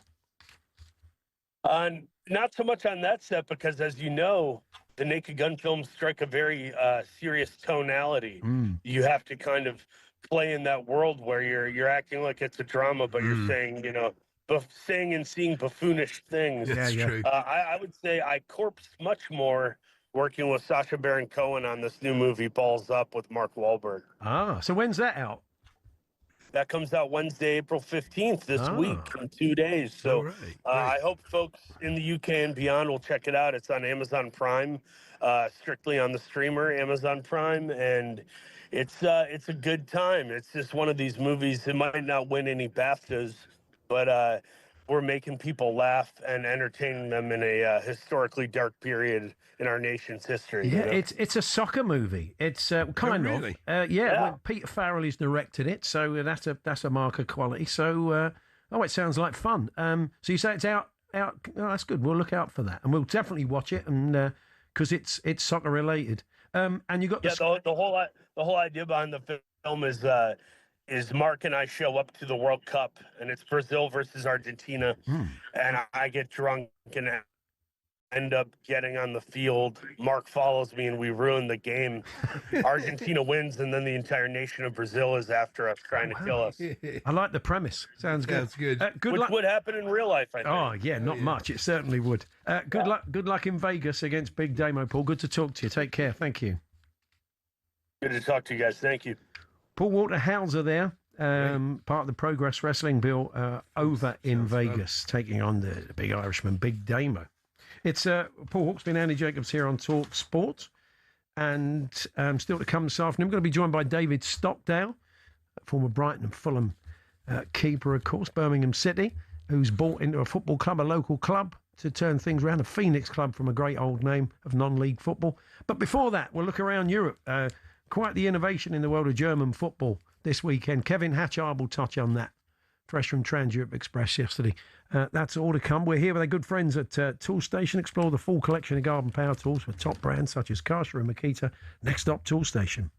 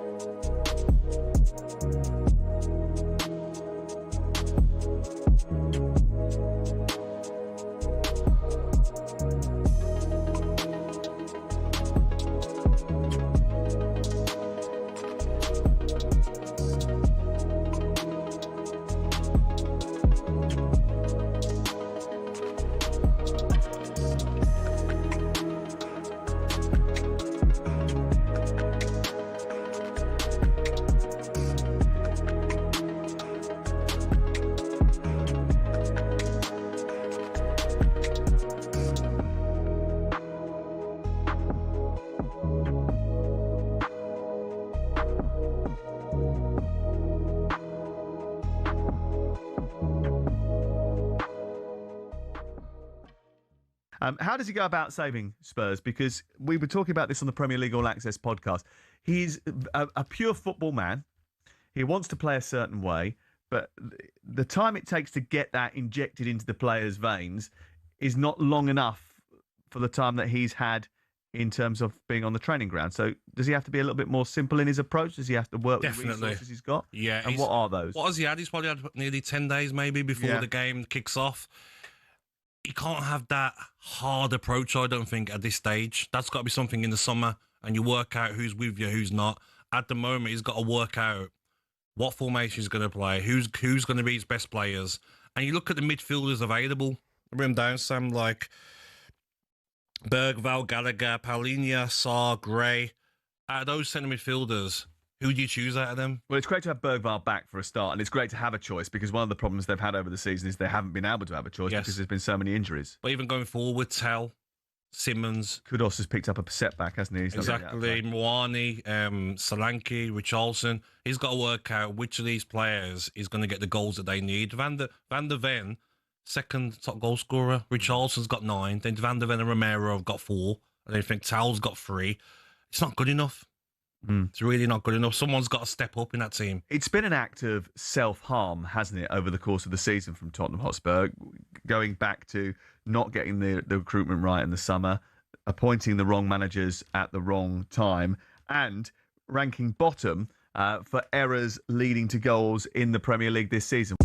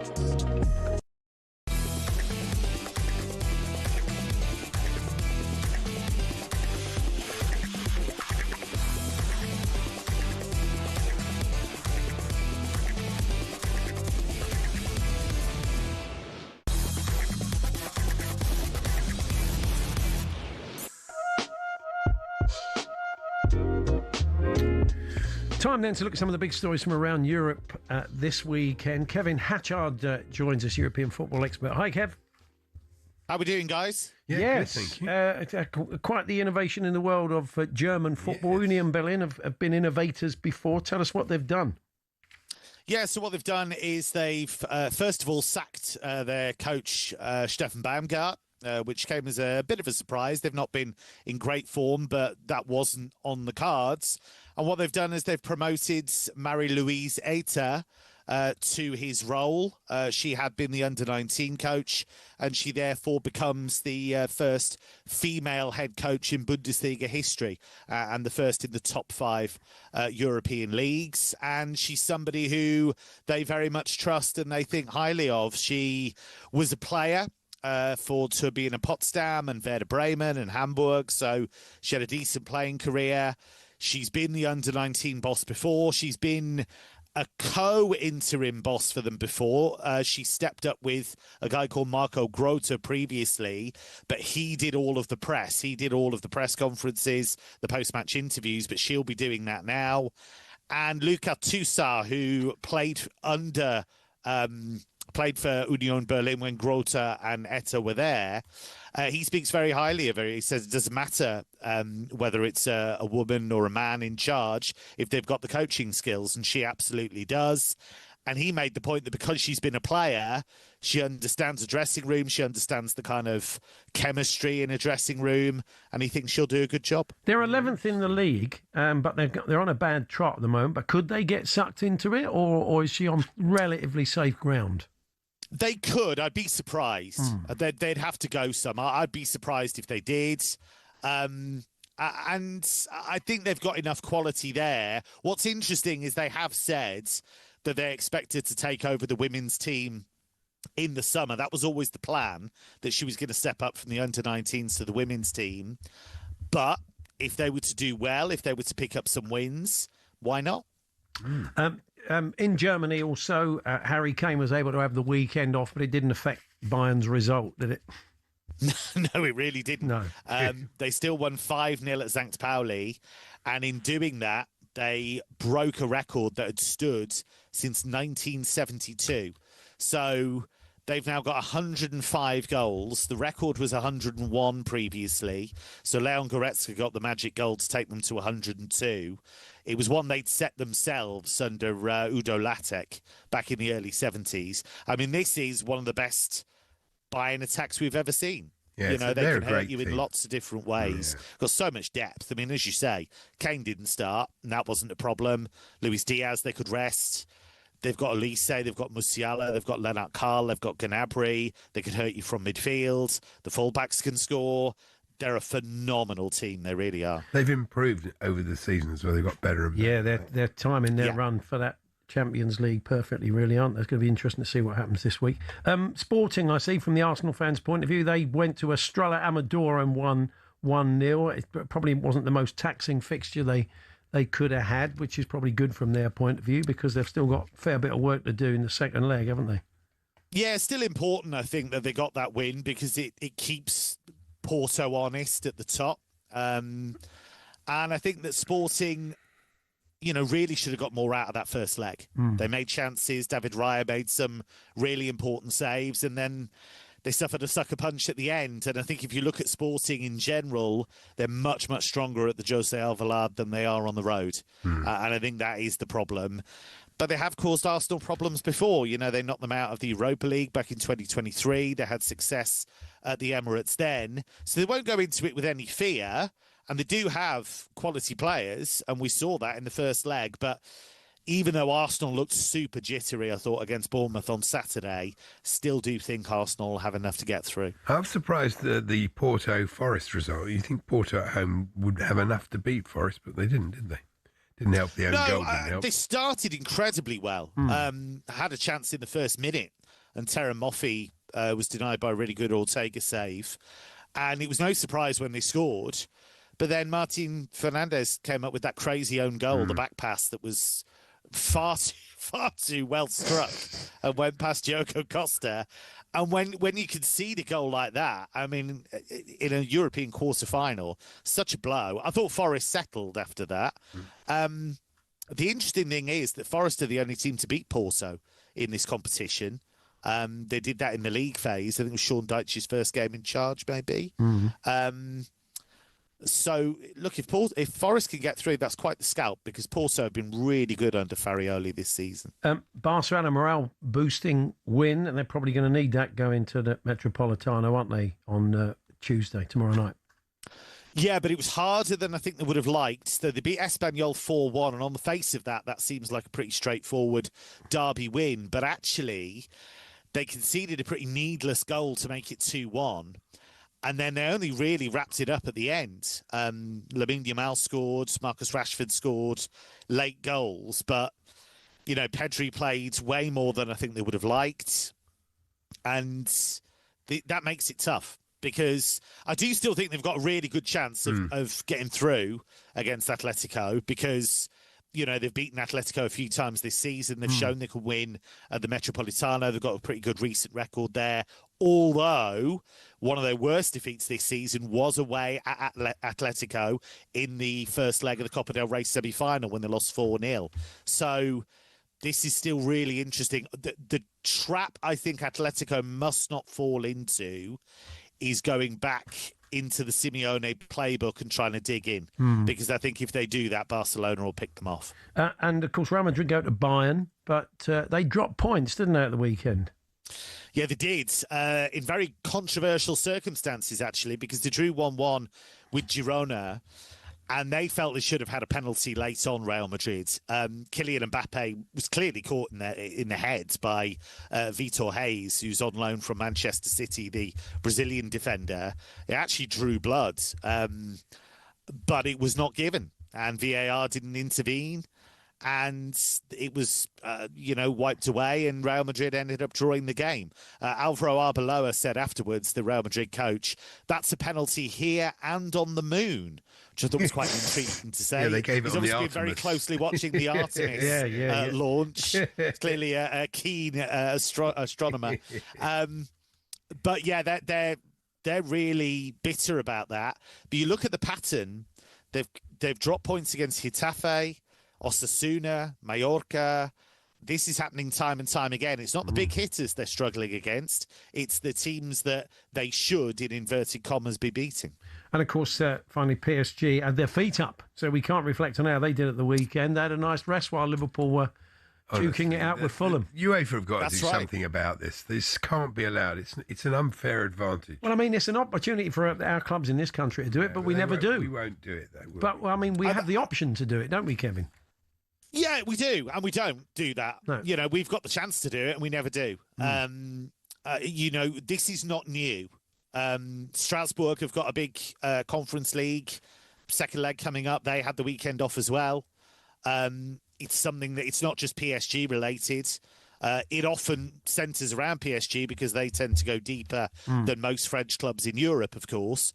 But this is what has been happening on a regular basis. And Liga realise that, and the French authorities in general realise that they've got a lot of money and the TV deal's an absolute shambles. And it's really, really important for French clubs to do well in Europe because that leads to more slots. It leads to more money coming in. And so they're doing everything they can to help teams out. Now, Lens are a bit sore about it because, you know, it actually crunches up their campaign later in the season because they've got a Coupe de France game to play. But this is the deal. This is what happens. And, you know, German clubs do it. We've seen, you know, Champions League teams play on a Friday.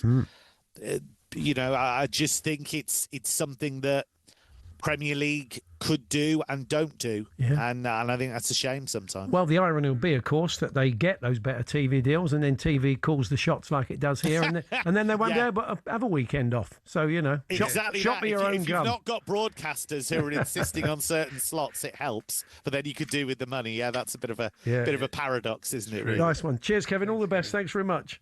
Cheers, guys. This Kevin Hatchard reflecting on some of the big stories from around Europe. Champions League football, of course. We'll be right across that for you here on talkSPORT over the next few days. Adrian Durham will be around the grounds tomorrow in the Champions League and beyond. And on Wednesday, we'll bring you Arsenal versus Sporting, and that'll be live on talkSPORT. Before that, we're going to have a chat with David Stockdale, former goalkeeper at Brighton, Fulham, etc., has gone in on FC Farsley, a local club to him that he wants to save, a Phoenix club from Farsley Celtic, who I'm sure most of the listeners would have heard of from FA Cup runs. And we'll be chatting to David, see how life's going for him. And Chubby Chandler, former golfer and one-time Rory McIlroy agent, who looks back on the Masters. That's all to come in the next half hour.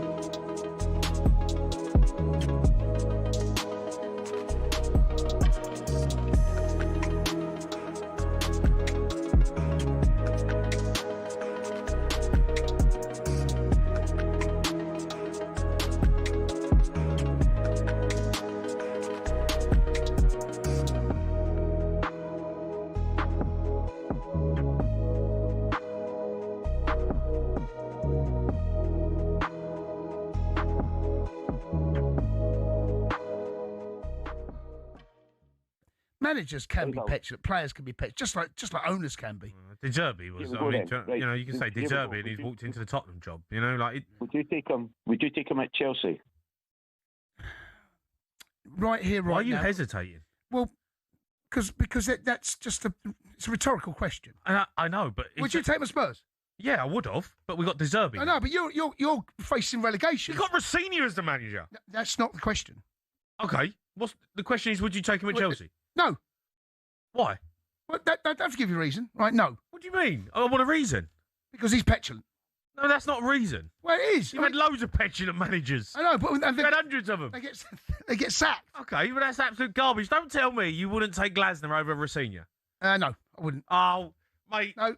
What are you on about? You're throwing your pen down. What are you on about? You're like a petulant No, child. I know, but you're just an idiot. Like, I know you've got like a little Chelsea gig. I know you've got your little Chelsea gig going on over there. I don't get me own way. No, so I'm throwing my pen down. How childish are you? No, that is absolute guff. Throw that. That is absolute guff. You're talking absolute garbage. Don't talk garbage.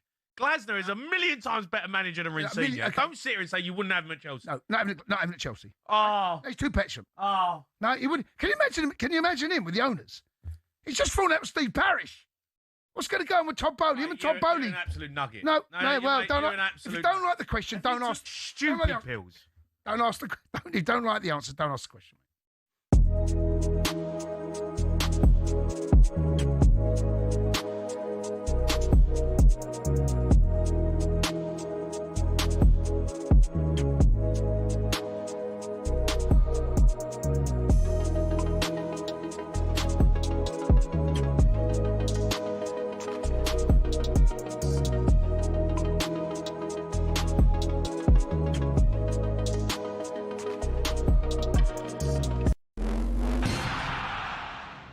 Amen Corner, perhaps the most feared run of holes in golf. Each year it claims the tournament hopes of many, with balls hitting bunkers and water traps aplenty. But why is it so fearsome, and where did it get its name? Just the thoughts of holes 11, 12 and 13 at Augusta National gives the likes of Rory McIlroy and Jordan Spieth the shivers. McIlroy hit 3 over and Spieth hit 4 over in their final rounds to blow their hopes of a green jacket in 2011 and 2016 respectively. But did you know Amen Corner's name is inspired by a jazz song from 1933? American sports writer Herbert Warren Wint, on the left here, wrote about it in 1958, referencing the song shouted in that Amen Corner when describing the run. Hole 11 is a par 4 over 520 yards with a green guarded by a pond and bunkers to the front edge. 12, perhaps golf's most famous hole, is a par 3 over just 155 yards. The green's guarded by Rays Creek at the front, more bunkers and azalea bushes ready to punish the smallest error. Then there's the 13th that teases the hook shot over the trees. It's a dogleg par 5 over 545 yards that's inviting for big hitters who want to reach the green in 2. If you want to win the Masters, you have to keep your score down around Amen Corner. So who'll be the next to fall victim to golf's most famous and most daunting challenge?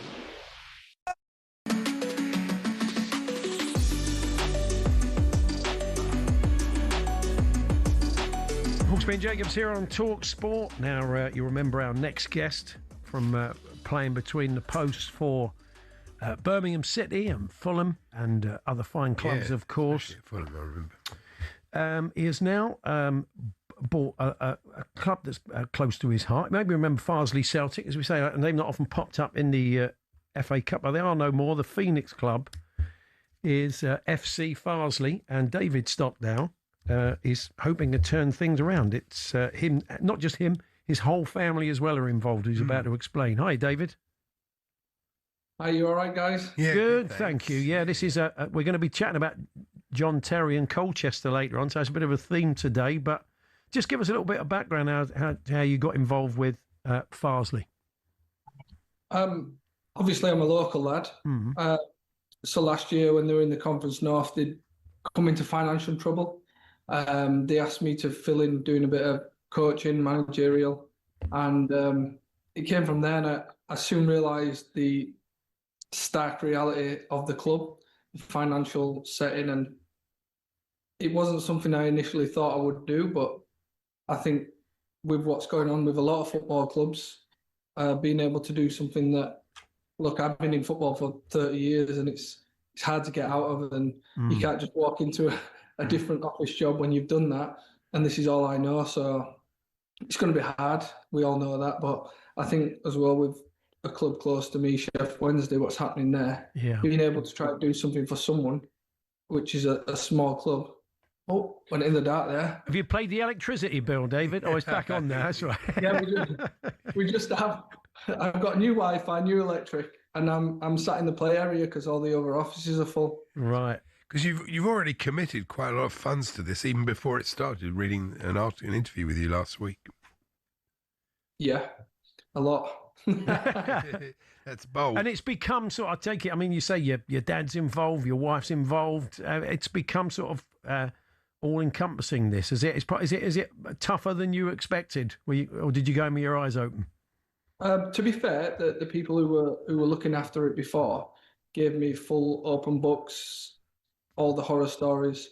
And what you've got to try and do is say, well, we're the new owners. How do we make it better? And it is very little by little, but if people seen what had happened before and where we are now with community things, even without a pitch, we've managed to get people invested again in the whole site, because it's not just a football club here, it's a sports hall, it's a community centre as well. So it's a big old chunk of land that could be put to better use than what it was before. Yeah, you're at is it the Throstle Nest Stadium? Is that right? It is, yes. That's a great name for a stadium. It's good. It's not like so and so DW Windows or whatever. It is quite. I mean, that might come. It's you might need it. A financial imperative sometimes. I was gonna say, yeah, if somebody offers me it, I mean, a toll station behind you. I can do advertising on here. Are you on the books, Dave? Could you turn out? I mean, plenty of goalkeepers turn out in their 40s. So, could you be tempted?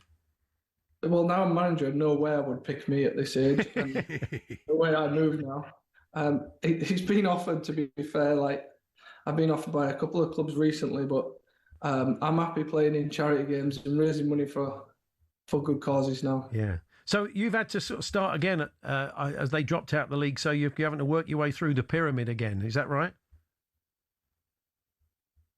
It is. Yeah, we have applied to go back in, but it's so complicated, the Phoenix rules and coming out and going back again. And basically we've said, look, we will start from where we're put. We want to be self-sustaining, and we've shown a good business plan going forward to the leagues and the FA. So hoping that we can get back in the league. Excellent. Do you keep a lookout for all your old clubs? What are the first results you tend to look at? To be fair, I was laughing when you tried to name all the teams, and there's been a few. Yeah, I can't be here for ages. To be fair, like you've got up there, Brighton. For me, Brighton, Sheff Wednesday, Wickham, Fulham. I hold a special place in my heart for quite a lot of them. And over the times with Birmingham, I had a very love-hate relationship with football at the time, but there'll be things going out, and I did a podcast about it, and Birmingham fans have been great since then, once they knew the full story about what actually happens in football. And I think that might have led to why I've taken ownership of something like this, because of how I've seen owners treat not just me, but other players and staff. Yeah, I mean, you've played at Hillsborough. You know what a huge stadium, an iconic stadium it is, isn't it? It's very sad to see what's gone on with Wednesday, isn't it? Oh, it's so bad, and I think I listened to Simon Jordan quite a lot, and he said that if he ever was to do it again, that would be one, as well as Leeds, that he would pick, and people in football know how big it is. So hopefully it gets in the right hands, and the fans get what they deserve. You have to try and get to it. I can see Farsley is quite near.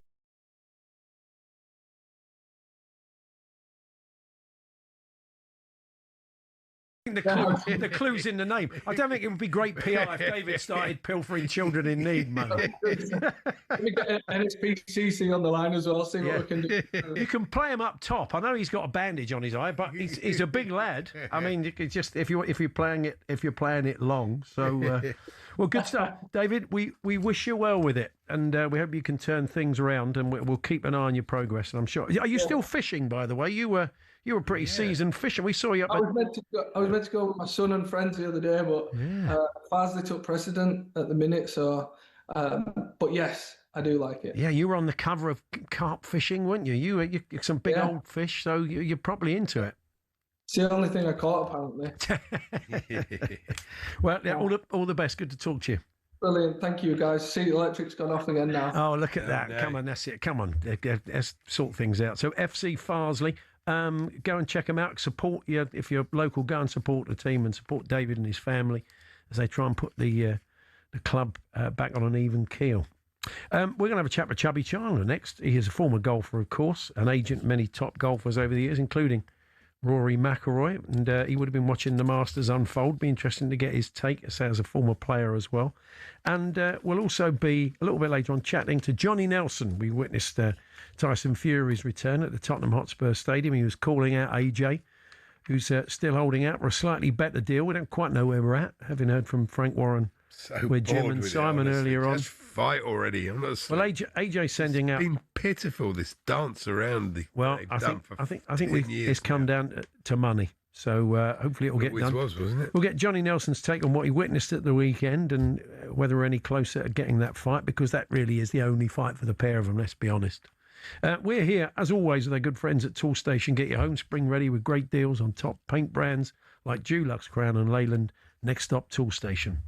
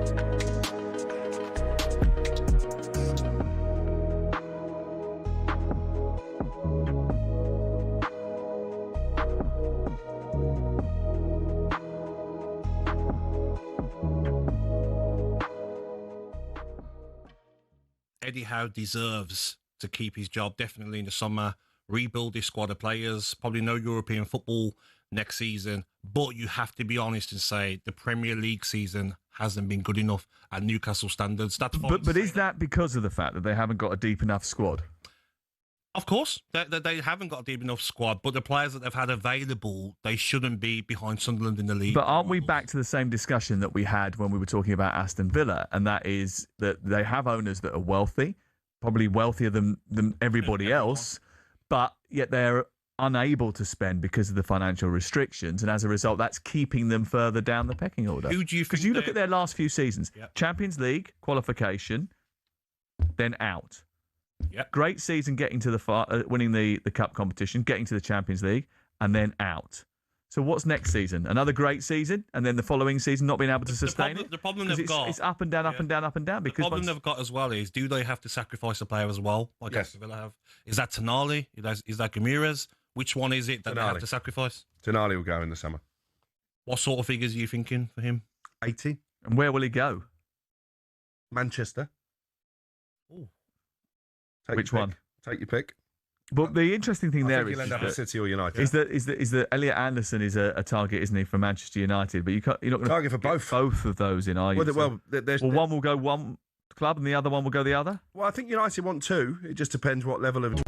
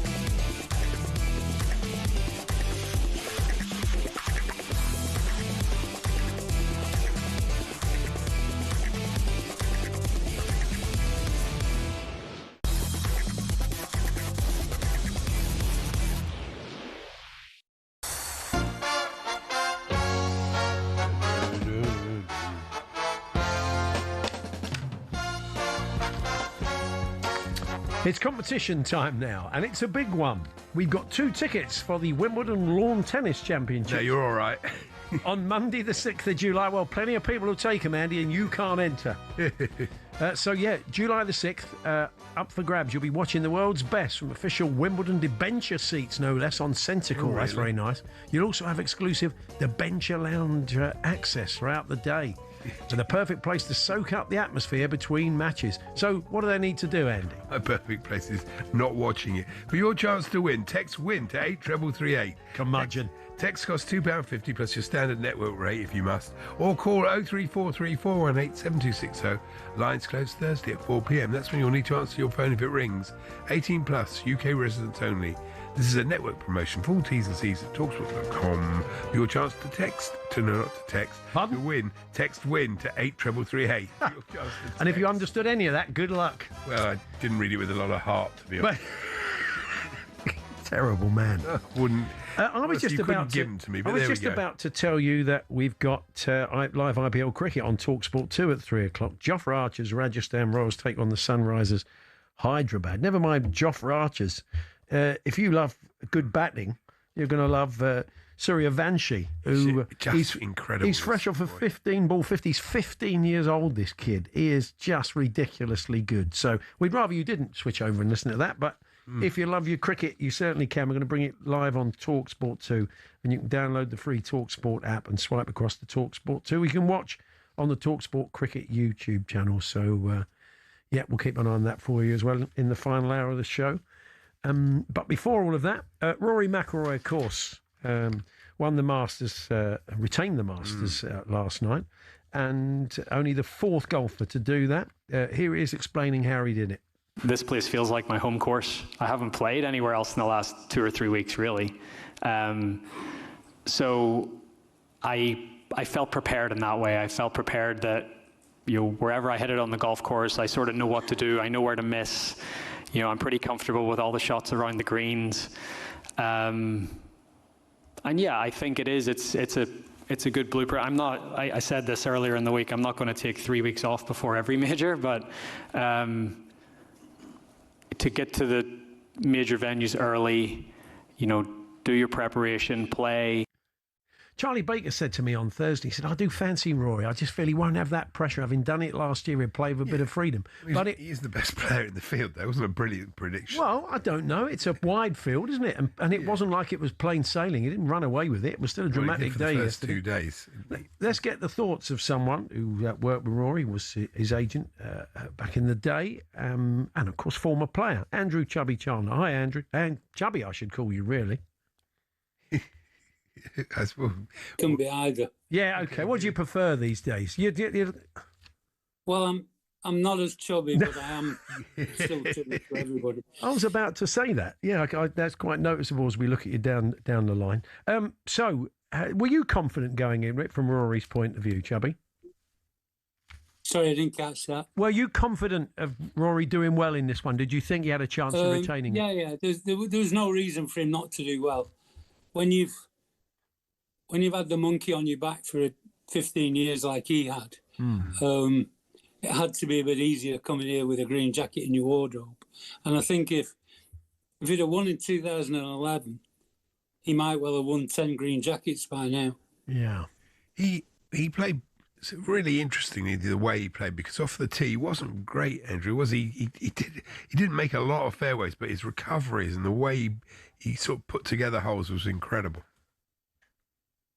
Yeah, the one thing about Rory is he plays the way Rory does, which makes him so exciting. I mean, when you compare him now to the rest of golf, he is so much the biggest draw card and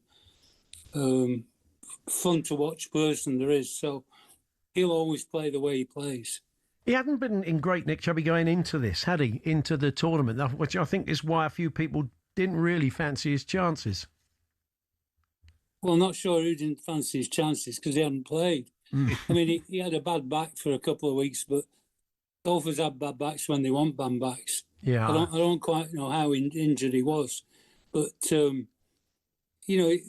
there's no doubt he was. When you've got somebody like Rory playing the same course 3 weeks before the tournament, he's going to have a bit of an advantage. I backed Justin Rose each way because he's got such a brilliant record, and the odds were really you just long. won then. Yeah. Yes, he did. And he honestly, he could have won it. I mean, at one point I thought, blimey, this is looking good, but it just went wrong, didn't it? Amen corner. Yeah, but that differentiates Rory from some of the others. He didn't mess up at the right time. I think you got to realise how much of the best player he is. Scheffler might have the best results, but Rory's the best player. Yeah. Scheffler ran it close. He did have a good late run, and the 15th when he was incredible. How he got a birdie in that hole was amazing. Went all over the course, but he still managed to get a birdie, but it wasn't enough. I thought the Europeans did well as well. Were you impressed with that? I don't know. I think he's gone. Has he gone? Have we got Chubby? Has he gone? I think we've. They're Mr. Quiet. Fire away. We've got. So I tell you, just a couple of things. You are a Liverpool fan, Chubby, aren't you? Yes. How are you feeling about tomorrow? It's tomorrow night, isn't it? Yeah. How are you feeling about tomorrow night against PSG? Can you do it? I'd like to see a decent game. I think they're struggling. I'm not a Liverpool fan, and I'm a Bolton fan. Oh, and they're not in the Champions League this year. They didn't quite make it. I'm sorry. I thought you were Liverpool. I do apologise. You've had an interesting career as player and agent and manager, etc. And you're going to put that all down in print. You've got a book coming out, we understand. Yeah, I started off writing it myself. It was a bit of an exercise that. I didn't go out of the house for 8 weeks and ended up losing all my muscle and eating 3 bags of sweets a day. Didn't do my diabetes any good either. So it's tell all, is it? You're taking no prisoners in the book? Yeah, it's a tell all. There's a lot of good tales in it. There's a lot of near the bone stuff. There's stuff on Rory back to when he was 13 when I first met him. A lot of Darren Clark stuff, a lot of Lee Westwood stuff, a lot of Ernie Els stuff, Andrew Flintoff. Yeah, people that you've heard of. Brilliant. And when's it out, Chubby? It'll be out the middle of next year. We're just finishing it now. Okay. It's going to a few publishers as we speak. So nice one. It's probably why I'm talking to you, I think. Yeah. Well, look, we'll take that. Issuing a come and get me plea, as they say in the tabloids. That's what it is. Well, look, there's no doubt with a bit of Rory and it doesn't do any harm now. Yeah, exactly. Well, I'm sure you'll find a publisher without too much trouble. When you do, we'd love to chat to you again when it comes out. So thanks for joining us. I'd love to. Take it easy. There's Chubby Chandler, their former golfer. And, that's interesting because obviously he parted ways with Roy, and the story of that, along with everything else, him as a kid, will be very interesting to read. So we'll look out for that one. Still to come this afternoon, Johnny Nelson joins us. And it was interesting to look at AJ ringside the other day. And there was a bit of a feeling because there was a lot of talk before the fight, and certainly Netflix seemed to be hinting at the fact that he was going to get in the ring and they were going to formally announce that they were finally going to fight each other later this year. But as we heard from Frank Warren earlier on, it looks like one side are committed, and at the moment AJ is not. And we'll be looking at some of the reasons for that and the likelihood of it happening with the undefeated cruiserweight champion Johnny Nelson joining us for a chat a little bit later on. And Mickey Gray ahead of tonight's commentary game, all the build-up from 7 at Old Trafford for Manchester United versus Leeds. And Mickey will be giving us his take on that and reflecting on Sunderland Spurs yesterday. He ought to come in the final hour.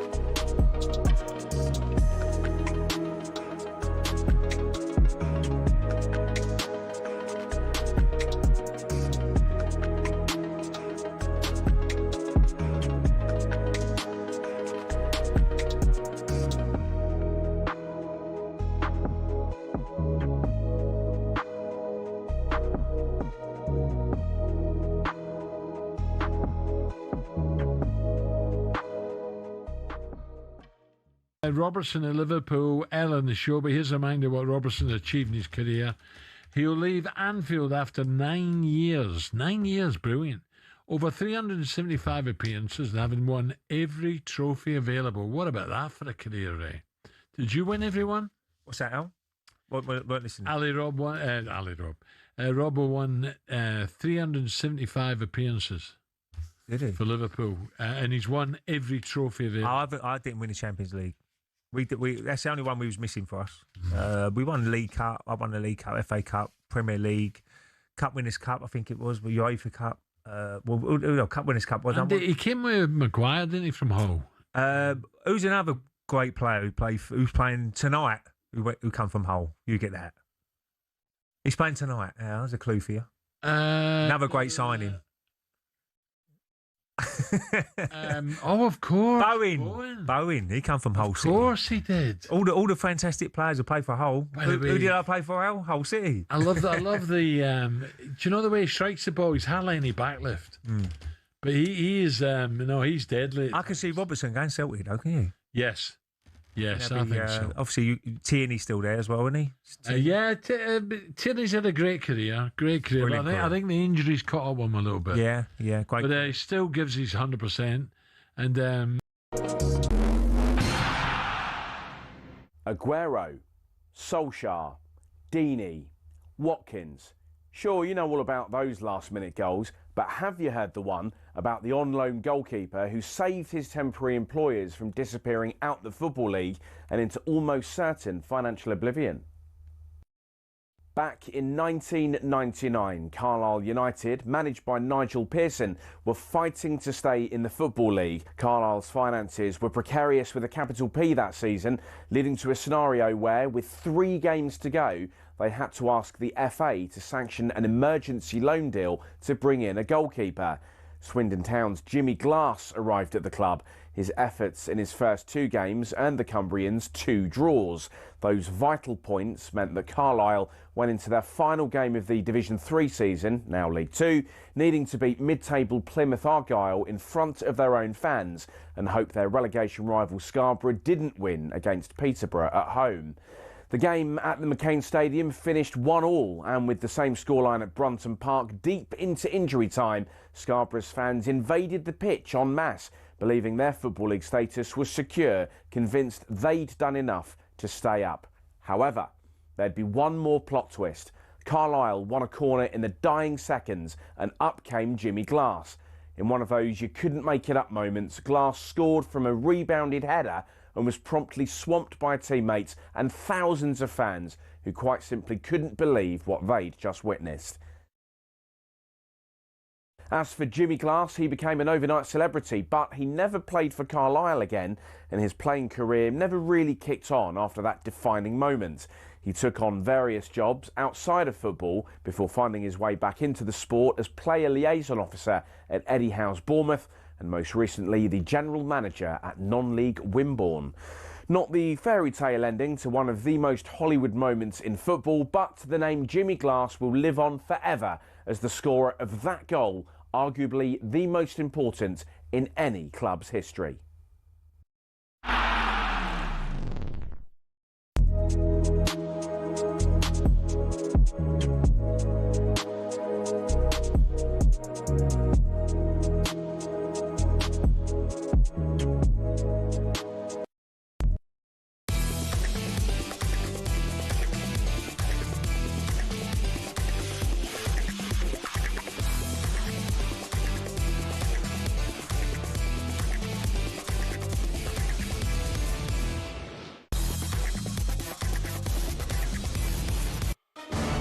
Power on talkSPORT. With Paddy's Super Sub, your new bet rolls over to the new player coming on. T's and C's and exclusions apply. 18 plus, begambleaware.org.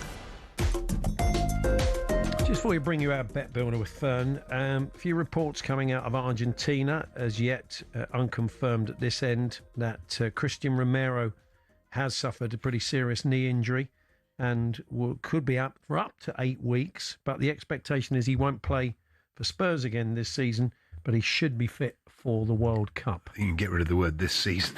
Yes. Probably not the way he would have wanted to finish his career at Spurs, but you would imagine that we won't see him in a Spurs shirt again. But That seems to be the word, so he can dry those tears. I do tend to agree with Danny. That must have been his immediate reaction when he felt he couldn't put weight on the knee. So it looks like he will make the World Cup, but that is it as far as Tottenham are concerned. Anyway, as we say, as yet unconfirmed, but just reports out of Argentina. It is time for our bet build up today with our friends at Paddy Power. Fern Buckley does return. Good look ahead to tonight's game between Manchester United and Leeds at Old Trafford. Hi, Fern. Good afternoon, guys. How are you doing? Yeah, well, I'm absolutely delirious after that news. It's getting better and better, but it's not altogether unexpected, to be honest. So, anyway, tell us how the bet builder works. Yeah, we've made some picks across the different markets, got them all together, got some overall value, and then Paddy Power, they put a £10 down on it, hoping that we get it right. It's a charity bet, so if we do, it will go to the Attitude Foundation, who do great work with the LGBT community. I thought you said at first they put 10 pence down. I thought that's a bit. Could you imagine? They probably are at this point with us getting it wrong all the time. Exactly. This is the one, though. I've gone fairly safe. I've gone for Bruno to have 1+ shots on target. Yeah, and again, this is a really popular pick on Paddy Power this afternoon as well, because he's had a great season, hasn't he? He had 3 shots on target in his last league game against Bournemouth as well. He's on fire, so for him to get 1 or more shots on target in this is at 1 to 2. He's a super sub as well, so if for any reason he comes off injured or anything like that, Paddy Power protects your bet and moves it over to whoever comes on for him. Referee Jacobs, how do you see it? I see it as a United win, basically. Yeah. They're doing so well at the moment. Lost just 1 of their last 10 games, winning 7 of those. Leeds winless in the last 6 in the league. So you compare those two together. You've got to go actually all the way back to February to the last time Leeds got a win. That was against Forest, where they beat them 3-1. So it has been some time. United win is the most popular pick, and that's in at 1 to 2. Producer has gone for Dominic Calvert-Lewin to have 1+ shots on target. He has been crucial, isn't he, for the battle for Leeds? He is averaging 2 shots per game, so he is another super sub. For him to get 1 or more shots on target is in at 8 to 11.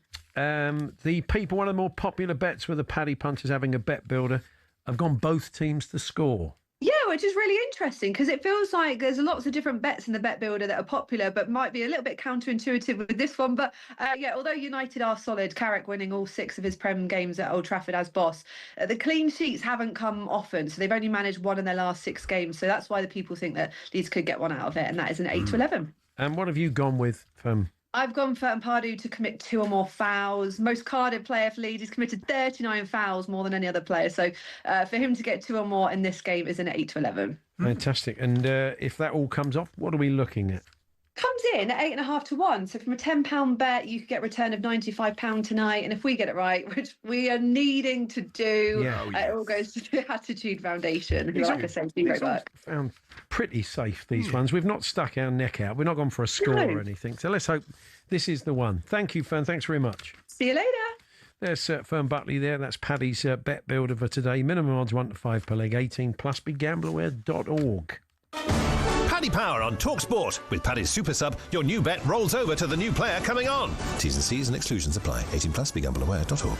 I called him Referee Jacobs because it was spotted by our own Jeff Peters earlier on that Andy has come. It's a really nice top. It's a Fred Perry, black Fred Perry V-neck with a white collar, but he's wearing a white T-shirt under it, which does give him a look of a 1970s Roger Kirkpatrick referee first year. Roger Kirkpatrick was big bowling ball in the stomach. We don't really call referees characters anymore, but he was a big guy. I'd say he's about 6 foot. He had a bit of a derby on him. He was a little bloke, Roger Kirkpatrick. No, I think he was a big man, wasn't he? I thought he was quite small. Maybe, I mean, people are a lot smaller. Maybe I'm okay. Maybe he was 5'2", but he had a belly on him, and he used to wear the sort of get-up Andy's wearing today. The Harlem Globetrotters. He did. He was known as Roger the Stilt Kirkpatrick. But he was a character, and when he would book, he'd book people with a flourish, and when he'd run, he'd do this kind of knees up. Yeah, the funny backwards sort of knees up. Yeah, he was. I mean, he was quite incredible referee, but one of the top referees in the old First Division in the 70s. And Andy has come dressed as him / the Russian linesman from the '66 World Cup today. And we wondered sometimes, you buy something or you wear something, and it's only a mate that often points out that you're not looking quite as cool as you thought you were. Bought a lovely white Nike long chore jacket. Are you aware of the chore jacket? I have heard of it, yeah. The chore jacket. He said, I wore it out with some mates and got nicknamed the Milkman all night. Okay, not quite as cool as you thought. He was 179 centimetres. I don't know how much that is. Well, you can do that while I tell you this Rangers fan story. He hasn't put his name on it. Mate of ours got himself a pair of orange jeans. Doesn't sound like a good idea. Turned up at the local pub in them thinking he was the height of fashion. Another mate says, Carl's got a new job on the bins. That's right. It would look a bit like that, wouldn't it? That's very true. He was 5'10". That was big in those days. That's right. That was Wilter Stilt Chamberlain back in the 1970s. Okay, some of the reasons why the game was abandoned, postponed or delayed off the back of the Gaul versus Whitehaven Championship Rugby League match, which was delayed because there was a grenade on the pitch. Unusual. But it was a dummy one. Anyway. Turned up to play an under-11s football match on a Sunday morning in Bristol to find the game was called off to a burnt-out car in the centre circle. Says Dave the Gas. Couldn't they have played round it, Dave? That would. Let us know more of those. Talksport.com, text 81089. We've had two people, Gaz in SE16, and one of the other listeners, I can find that. Oh, yeah, Kev in Perth, who both went to Asda in green polo shirts. Oh, really? Only to be asked what older mayonnaise was on. Exactly. Another assorted questions. So, yeah, you don't want to be doing that. Talksport.com, text 81089, tweet TSH and J. This is a good one. Went to an NRL game in Australia, says PD in Devon. Manly Sea Eagles, he said. And the game was delayed for an hour by the fact there was a large brown snake on the field. Good Lord. Yeah, that'll slow you down a bit. So thank you for those. You can keep them coming. Talksport.com/H&J. Text to 81089. Tweet to TSH and J. And this is a good one as well from Tom.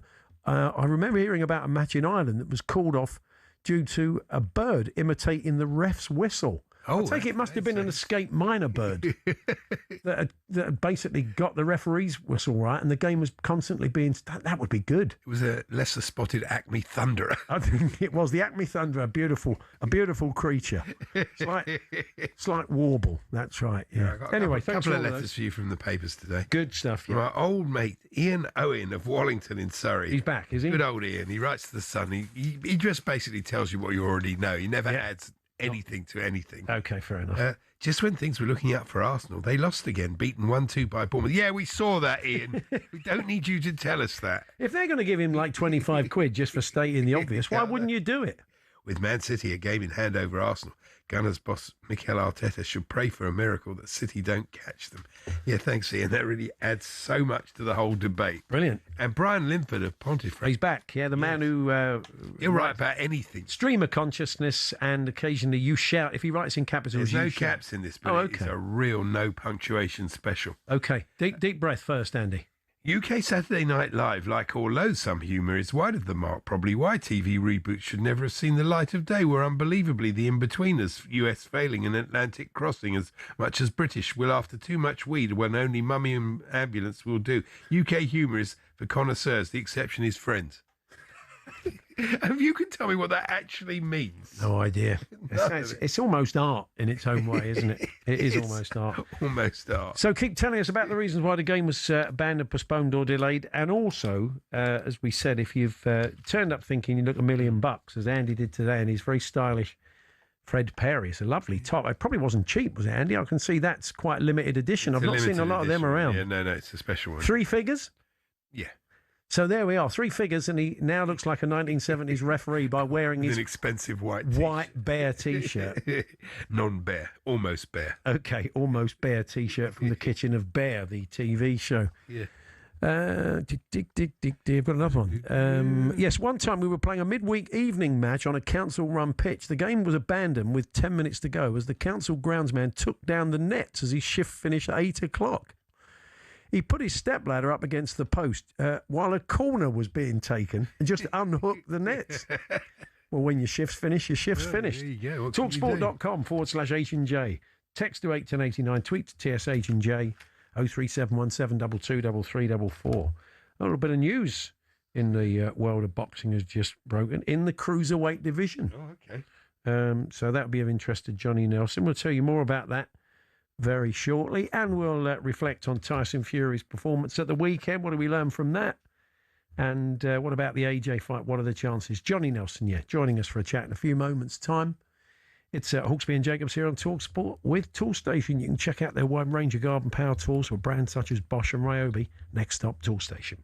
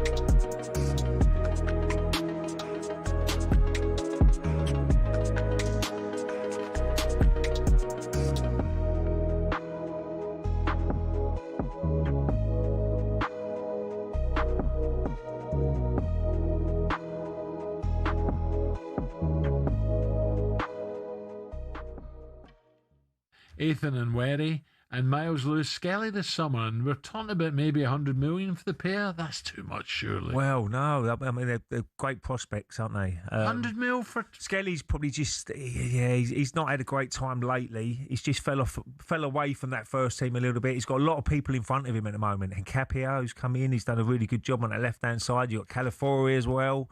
So I feel for him a little bit because you're a young player. You went through that little bit of stage where your form ain't great. A lot has happened in his career very quickly, Al. I mean, scoring a goal for England, playing for your country at a young age. So it might have just caught up with him a little bit, but he's just got to keep working hard and see where it takes him.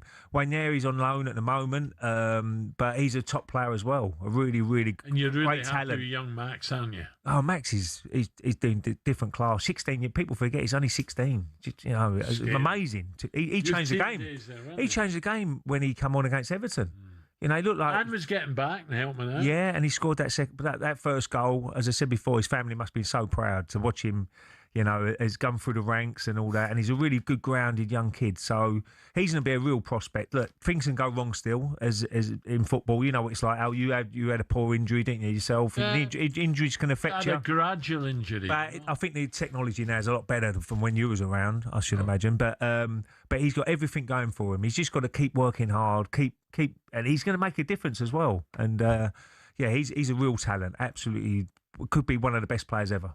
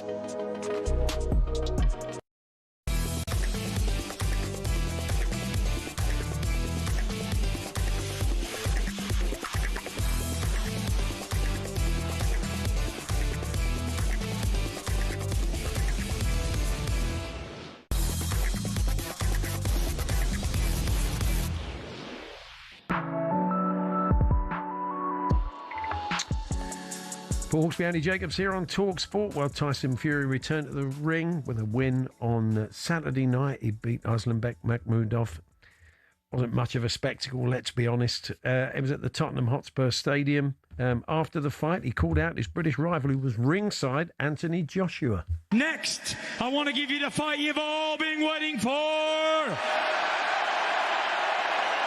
I want you, AJ, Anthony Joshua. Let's give the fight fans what they want. The Battle of Britain. And here's my challenge. I challenge you, Anthony Joshua, to fight me, the Gypsy King, next. Do you accept my challenge? Tonight is your night, and you know I'll sit across that ring from you in due time. You ain't going to tell me what to do. I've been chasing you for the last 10 years. When you're ready, you come and see me and tell me your terms and conditions, and I'll have you in the ring when I'm ready. I'm the boss. I'm the boss. You work for me. I'm the landlord. Remember that. I'm the landlord. You work for me. All great panto. Rubbish, I would have said. Giving us his thoughts on that, the undefeated world cruiserweight champion and pundit, of course, Johnny Nelson. Hi, Johnny. It was funny, wasn't it? It was like WWE. And me and Spenny were sat in the studio, sitting out doing a watch along, and like, get up, AJ, don't stay there in the season. And then afterwards, when he did his interview with Anna Woolhouse, and he said one or two things, I thought, no, good on you. I thought, you come there, and I'm quite sure they're going to try and play something on, try and put him on the spot. Turkey Al Sheikh, before the show, said he's going to be a massive announcement tonight. Someone's got to kidnap Eddie first, get him out of the way. And so that he knew something was coming. And then what AJ did was he held his peace, held his own. And when he said to Anna afterwards, you know what, something horrendous happened to me, not word for word, something horrendous happened to me 4 months ago. There's more important things in life. I'll do this in my own time when I'm ready. I thought, good on you. The one thing he told me was he was half out rather than the half in, because most fighters, all fighters, have got a massive ego. And 99.9% of fighters, if Tyson Fury stood in the ring shouting that, even if you didn't think he'd win, you'd get up and give him some back. Yeah. But AJ just like, nah, you know what? There's more important things in life than this. And I actually rated him for it. I actually rated him for his... Yeah, no, I think you're right, Johnny. And until he gets back into camp, we won't really know how much he wants this. If he is going to have a tune-up fight, which people are talking about that he probably will before he fights Tyson Fury, if they get the deal done, I mean, he might find, as you said, something has happened in his life. It's really horrendous, losing two friends like that, being involved in the accident, witnessing the whole thing himself. He might find he hasn't got the appetite for it. We don't know, do we? Well, I think we've lost Johnny. Yeah.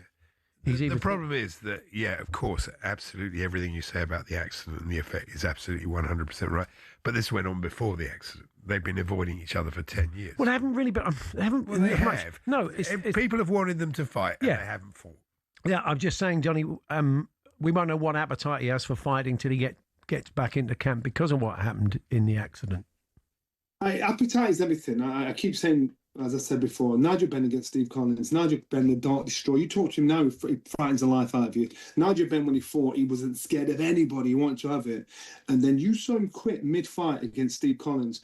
When that burning fire is gone, it's gone, regardless. And I thought, when AJ... Number one, he just sat in his seat and thought, you know what? I looked around, 60,000 people there, all the people putting him under pressure and everything, trying to put it on him. And he's like, I ain't getting up. Then afterwards, when he did his interview with Anna, I said, he's off out. He's off out. He hasn't made his mind. And listen, I'm quite sure Eddie Hearn wants him to fight, but he's going to sit down and just, take his time, stay. AJ, it's up to you if you do it or not. But this is AJ's call. And this is one of those serious adult times where you think there are more important things in life than this. And if that is not burning, the worst place you can be, if you don't want it, is in the ring. Yeah. And it's not saying he can't have it. He's saying, you know what, my heart's not in anymore. And so that conversation, what you had with Anna afterwards, gave me a different perspective on how he's looking at it. If he doesn't come back, Tyson has almost sort of said he doesn't want to fight an up-and-comer. He wants to prove a point. There's not a lot of fights out there for him. He says he'll walk away. I don't know, but I mean, without the AJ fight, there doesn't seem to be a lot for Tyson, does there? Listen, like it or not, even though this fight might be 3 years too late, this is the biggest fight in the world. Even now, it's the biggest fight in the world and everybody wants to see it. Everybody, even though it's too late down the line, everyone wants to see it. And so for AJ, his best dance partner is Tyson, and for Tyson, vice versa. I looked at that version of Tyson on Saturday night and I thought, this version of Tyson beats 70-80% of fighters in the world. Do I look at him and think that version of Tyson can be a world champion again? No. Why is Tyson fighting again? I don't know. It's not about the money. It's not about the glory, because he's a very famous man. I walked in King's Cross Station. They've got At Home with the Fruers in the middle of the station. So he's got fame. He's got fortune. What's he want? Wants more. He wants more. His words, he wants more. Unfortunately, in our sport, sometimes you want to quit the sport before the sport quits you. And I think Tyson's going to put himself in a position where the sport quits him. Also, we saw Conor Benn in action against Regis Prograis. And I watched that fight. Not a particularly great fight. He's taken a bit of heat. I know Paulie Malignaggi was on the watch along, got stuck into Conor a bit. I mean, what did you make of that performance? I think Paulie was a bit upset because he misunderstood what was being said by the commentators. They were talking about Nigel Benn being a two-weight world champion, and he thought they addressed that to Conor. So he's like, no, and he went mad at Netflix, and so they had to kind of correct him. In regards to Conor, remember Conor's last 3 fights had been at big stadium and won. Number 2, Conor had got paid $15 million. So now he's had world-class, world-level attention, eyes on him, and he's not even a world champion.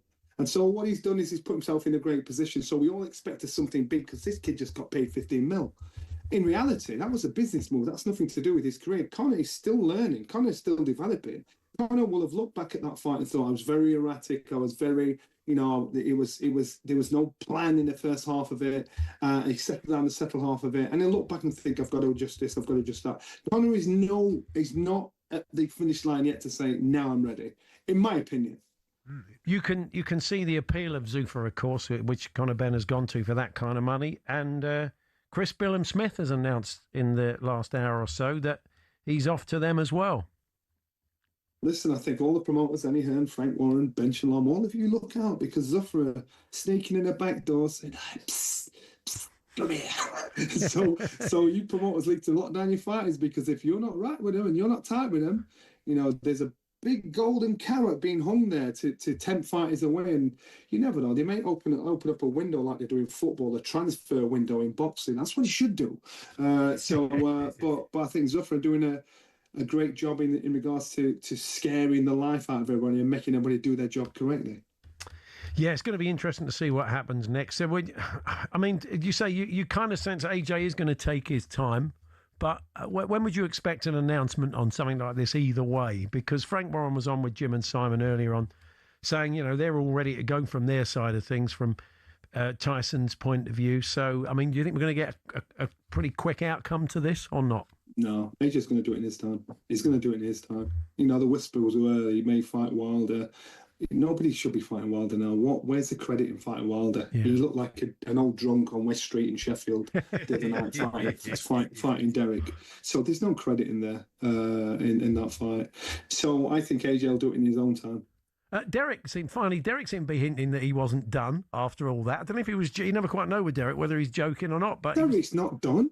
Again, another fight where it's going to have to be taken away from him. Derek's not done. Yeah. It's our heart, our thought is addictable. I still think I can fight. I can't. I still think I can. Yeah. So most fighters still think they can still do it, still mix it with the best. They can't. And so the ones that are still active are the dangerous ones, because they're the ones that will get hurt. They're the ones that our sport will affect in 5-10 years' time down the line when they've quit. Yeah.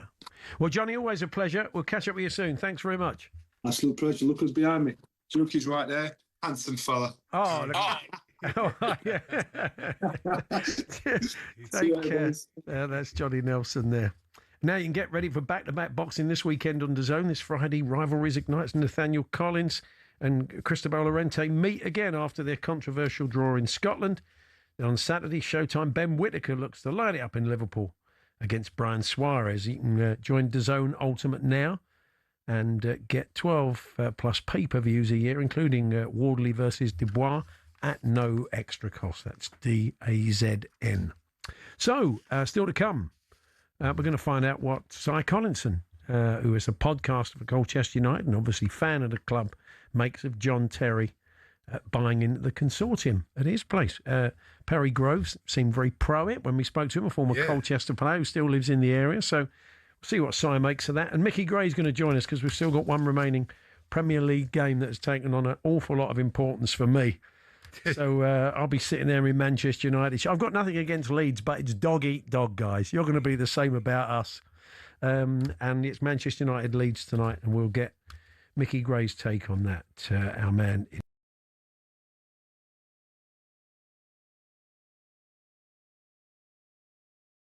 Sign up now at dazn.com/boxing.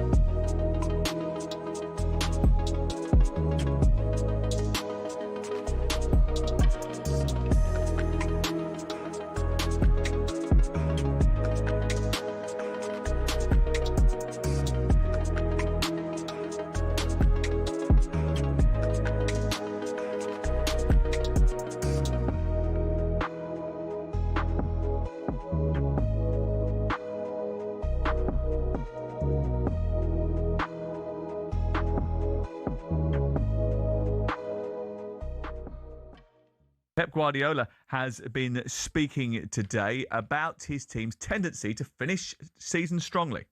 Hopefully we can do a lot of points. That's the situation that we are in the Premier League, so we need to do all of them. Otherwise we'll not give us a chance to try it until the end. So we need to do a lot of points. We were not consistent enough in during the season. We dropped points that we should take it, and that's why we're in the position that now we cannot do it differently.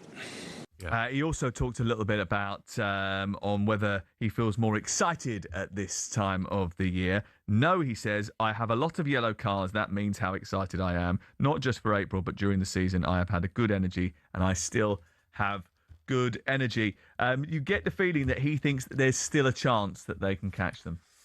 I think they're probably going to have to win every game to do it. We were just working it out there on Gabby's crib sheet. They've got 8 games left. They're on 61 points. So if they win every game, they get to 85.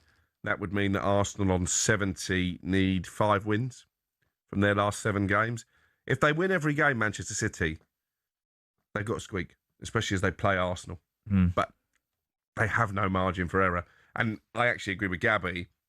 We all think Chelsea will lose on Sunday, but it might be a more difficult task than we think. Remember, they went with the under-21 manager to the Etihad Chelsea and got a point.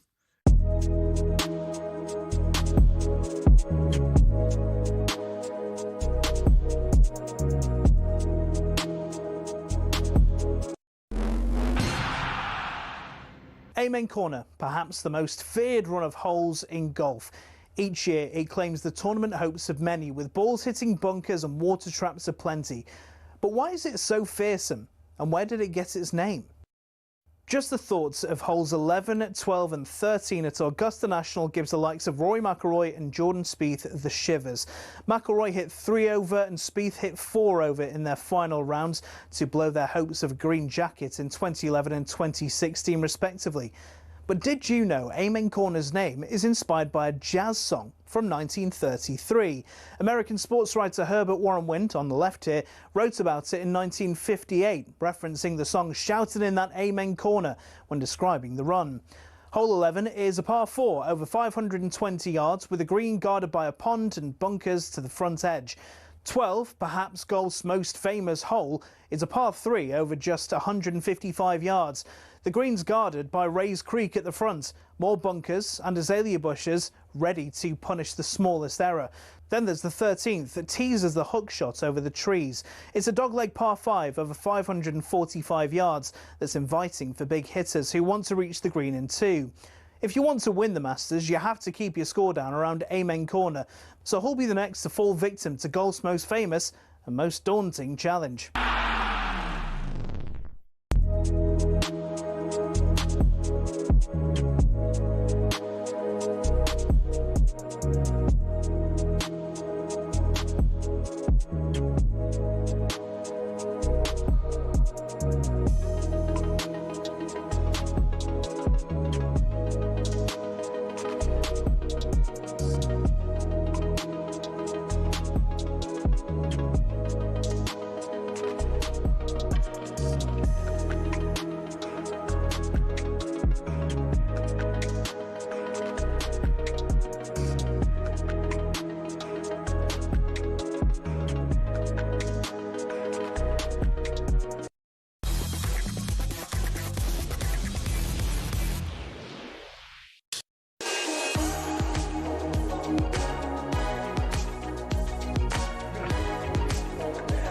afternoon. It's Paul Hawksbee and Andy Jacobs here on talkSPORT. Mickey Gray joins us to look ahead to Manchester United Leeds live on talkSPORT tonight, the Premier League, and to reflect on his old club Sunderland win over Spurs and what he made of that performance. Before that, we're going to talk a bit of Colchester. Front page of the Sun, no less, today featured John Terry in all his glory. And big piece inside, captain, leader, legend, owner, JT ploughs cash into Colchester United. £14 million Stardust takeover. It got a kind of thumbs up broadly from Perry Groves, former Colchester winger, earlier on. Let's see what, from Beyond the Barside podcast, Colchester United fan Si Collinson makes of it. Hello, Si. Hi, thanks for having me on. It's an interesting development. Not what I had in my bingo card to this morning, that's for sure. So you hadn't got wind of this at all? I mean, from what Perry was telling us, your previous owner's done a fine job, but he was on the lookout for help, wasn't he? Yeah, so the club's been on sale for a while now. We've had two other sort of takeover bids that we thought were quite well advanced, fall through for different reasons. So it's a case of third time lucky. But I don't think anybody expected John Terry's name to be linked to the club. Also, you've got his nephew playing for us. Frankie Terry's one of our centre-backs. Yeah. So there is a little bit of a connection there. But yeah, on Friday, we played Swindon at home, and it was commented that Robbie's chairman's hospitality box was looking rather busy. So everyone's joking about maybe there is a new takeover bid in the making. But yeah, nobody saw John Terry there, so obviously that's why his name didn't really come into the picture. So, yeah, here we are. So, I take it people who listen to your podcast or fellow Colchester fans on WhatsApp groups have been getting in touch. What's the mood around this? People excited? Any sort of slight concerns? What's the situation? I think everybody is a little bit shell-shocked to start with because obviously coming out on the front page of the Sun was a big shock. There's a little bit of worry comes some members of the fan base purely because obviously John Terry has been vocal in the past about potentially not having the chances he wanted to start managing and to get his coaching involved and stuff like that, other than what he's doing at Chelsea. So there's a worry that he's kind of going to use this as a bit of a backdoor into, right, it's my club now, I'm going to back myself and get rid of Danny Nicky Cowley, who obviously the fans absolutely adore for what they've done. Yeah. So there's that worry. But it's early days and we're going to have to see what happens.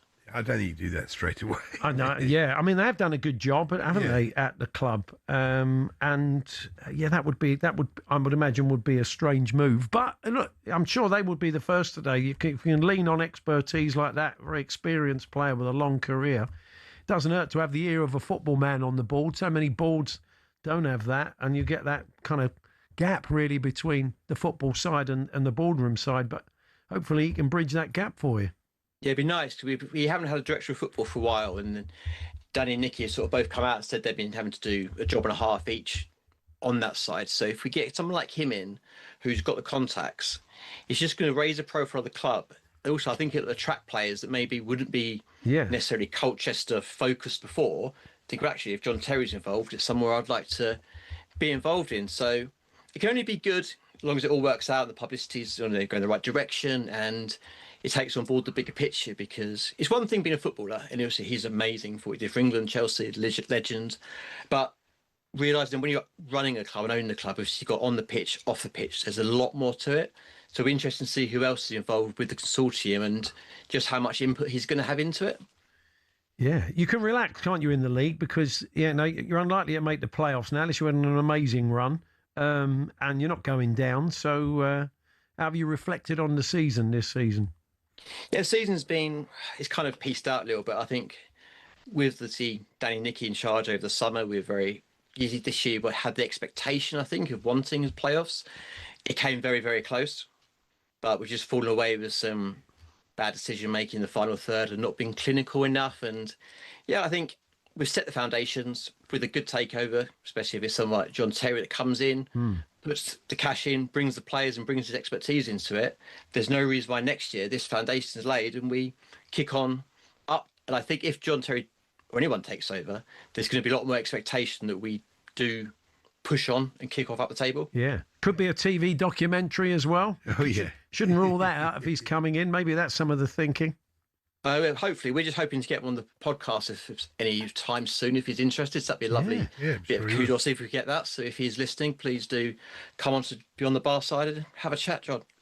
It's a way to talk to the fans, isn't it? It's a good way to sort of, get the fans on side and tell them what the plans are. So, nice one, Si. Good to talk to you. And it sounds like probably a thumbs up from you as well. You're quite quietly optimistic about it. Yeah, that sums it up nicely. All the best. Thanks for joining us. Cheers, thanks, guys. Beyond the Bar Side podcaster, Si Collinson there on the news that John Terry is going to be part of a consortium to take over at Colchester United. Yeah, I think he's got a lot to offer. He does. I mean, he's been said before that he wanted to try and get into management. I mean, who knows? Yeah. He can have a sort of say in this. So you've been telling us today, Andy, as we've been pointing out, I think there may be a picture even up online now of Andy has come to work today dressed as a 1970s referee, but he didn't mean to. It's a beautiful top he's wearing, but with a combo of the white t-shirt underneath, it has got the look of Arthur Ellis. It's one for the teenagers.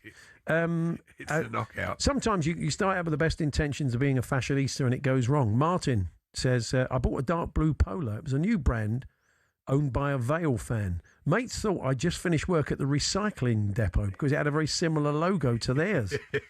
Since then, anyone wearing the brand, my mates say, do they work at your place, Martin? And then you never wear it again. The association of having the mick taken out of you is not too good.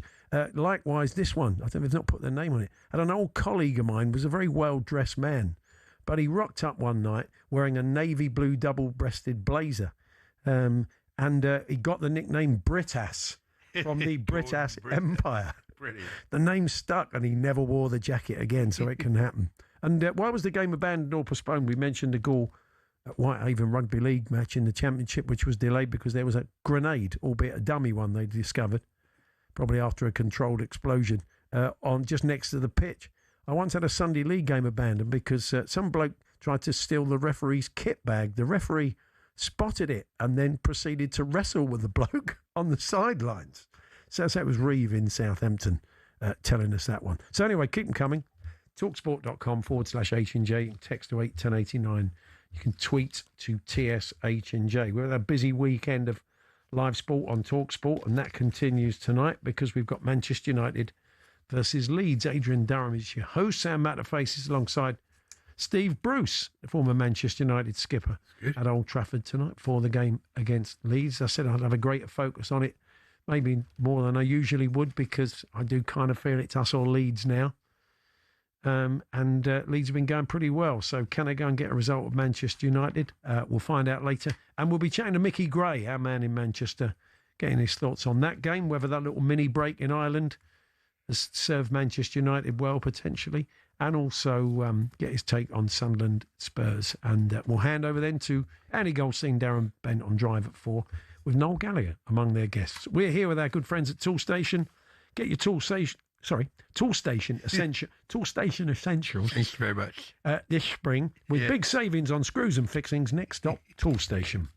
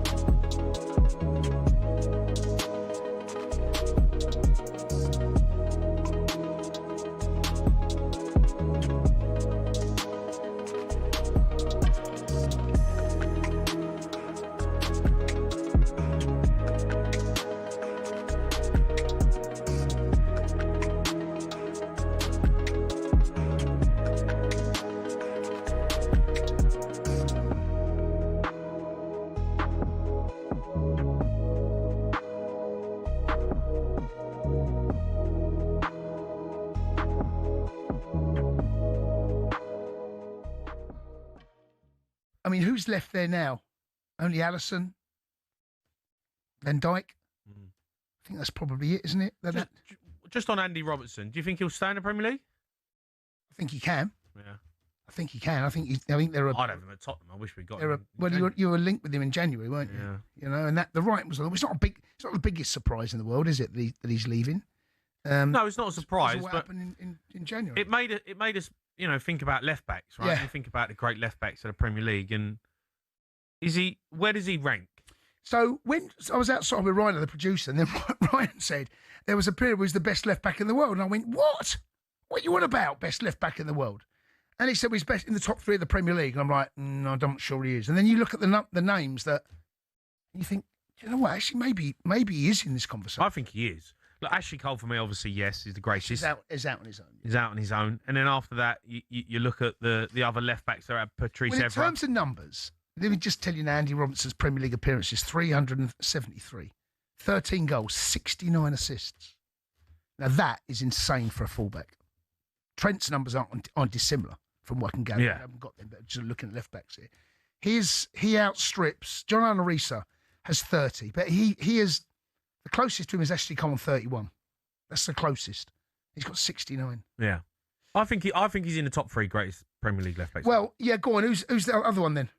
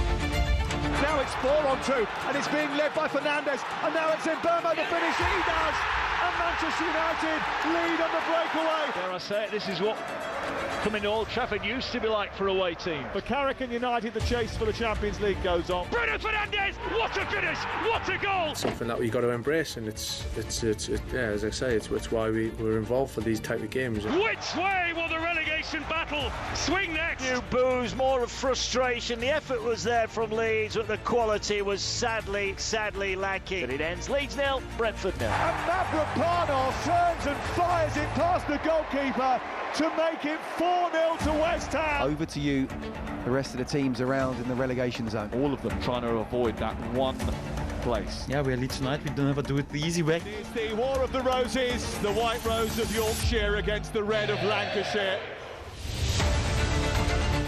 Yes, we bring you live football tonight from Old Trafford, Manchester United versus Leeds, and me and my fellow Spurs fans will be keeping a closer eye on that than we probably would normally, in like the precarious position Spurs are in. We may just touch on them with Mickey Gray, who will be joining us in a few moments' time. We're going to be looking ahead to that match. Adrian Darmijo, say, from 7 o'clock. They shouldn't get anything out of the game, but you'll be panicking if they do. No, exactly. Well, I think they've often matched up all right with Manchester United in recent. This version of United is a lot better. Yeah, no, it absolutely is. But away from home, Leeds have not been stunning away from home. They've had one win in their last 15 away Premier League games. And they've had 7 defeats on the road. It's a bit of wishful thinking from my point of view. But, we know that their season sort of turned around, didn't it? With the sort of shake-up of the formation. Yeah. Dominic Calvert-Lewin playing so much better. So we shall see. It all unfolds at 7 o'clock this evening. Oh, yeah. Sorry, I thought you meant 8 o'clock kickoff. Yeah. Yeah. Our build-up. Well, we are struggling to get through to Mickey, it seems. See if we can grab him on the phone or something and try and grab a word with him if we can in a few moments' time. Are you going to watch tonight, Andy? Oh, yeah, definitely. Yeah, it should be a good game. I mean, United, they've got... I think that is the thing. Are they going to be a bit rusty? They've had a long time between playing. And there have been a few slip-ups recently. They made that sort of blistering start under Carrick. But, there have been a few draws.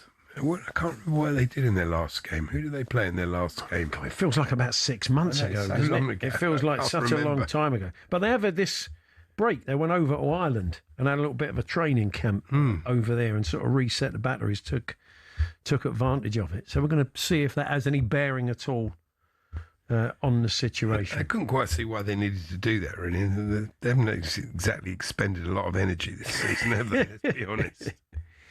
Well, I suppose it doesn't hurt to get the players away, does it? A bit of cold weather training. I'll take you, they're in County Kildare. It wasn't like being in Dubai, which of course they wouldn't be able to do at the moment, No, which that's is true. probably what they might have done otherwise. So, yeah, 4 days at an 18th century hotel, we're told by the Times. Beloved by Queen Victoria, not Manchester United. I think she was more a City fan, but the actual place they were staying. So, yeah, it was a chance to reset and prepare for the run-in. I think it was a 2-2 draw with Bournemouth. They were away. Oh, that was the last They were one. away at Bournemouth, yeah. Well, that's you look at the way they played against Arsenal, that's a decent result. It is. Yeah.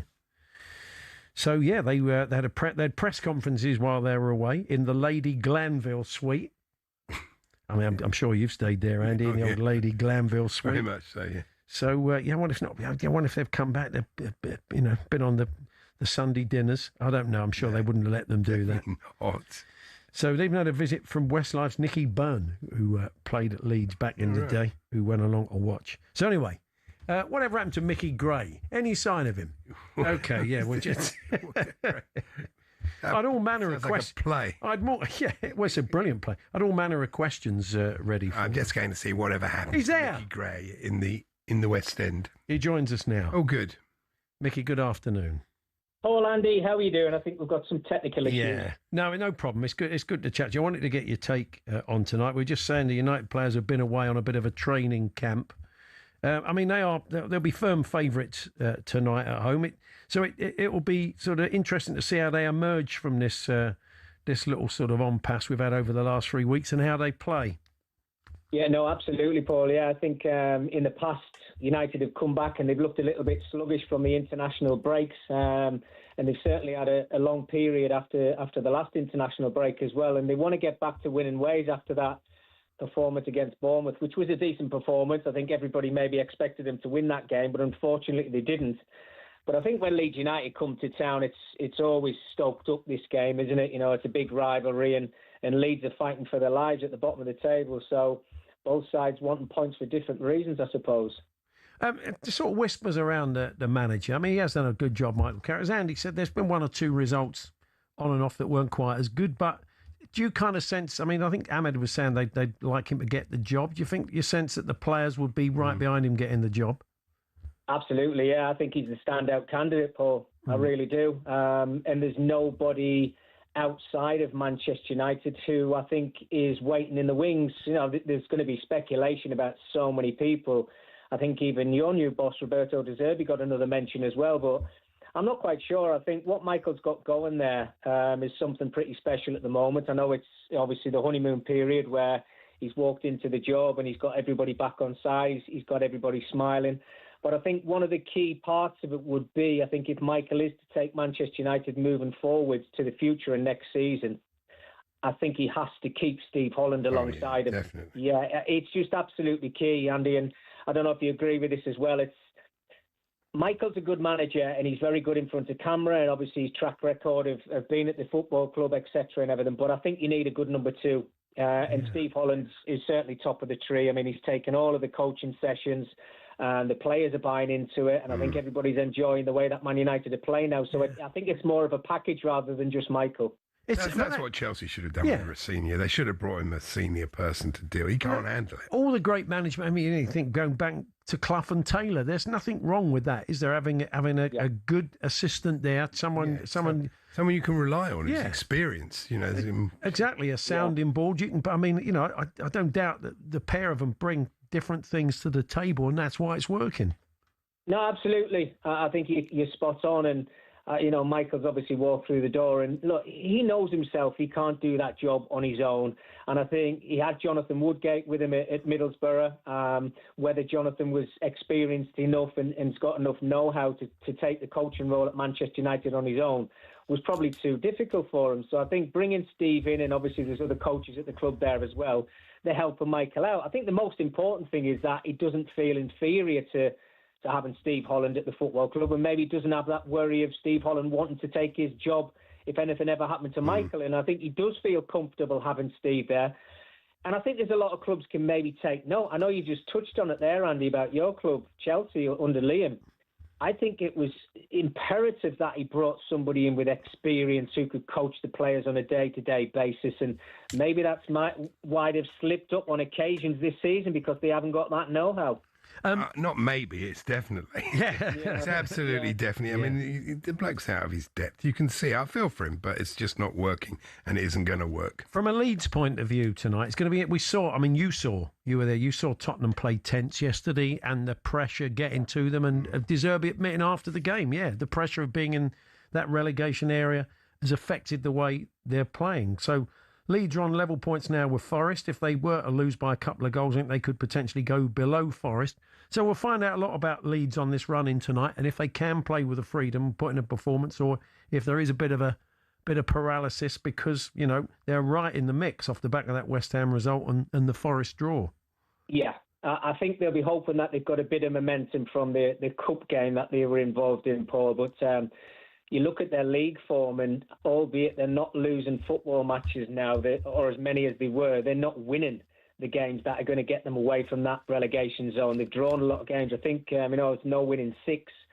And I think when you're down there, you look at West Ham winning and Nottingham Forest over the last couple of games that they've been involved in the Premier League. They've had a win and a draw, and they're all showing signs now of getting away from that relegation fight. And unfortunately, Paul, I think it's only your side that can't seem to buy a win. Look, I was there yesterday at the stadium, and I'll briefly touch on it, but I really worry for them. And I've never said it until yesterday, and I think it's better to see with your own eyes rather than through a TV screen at times.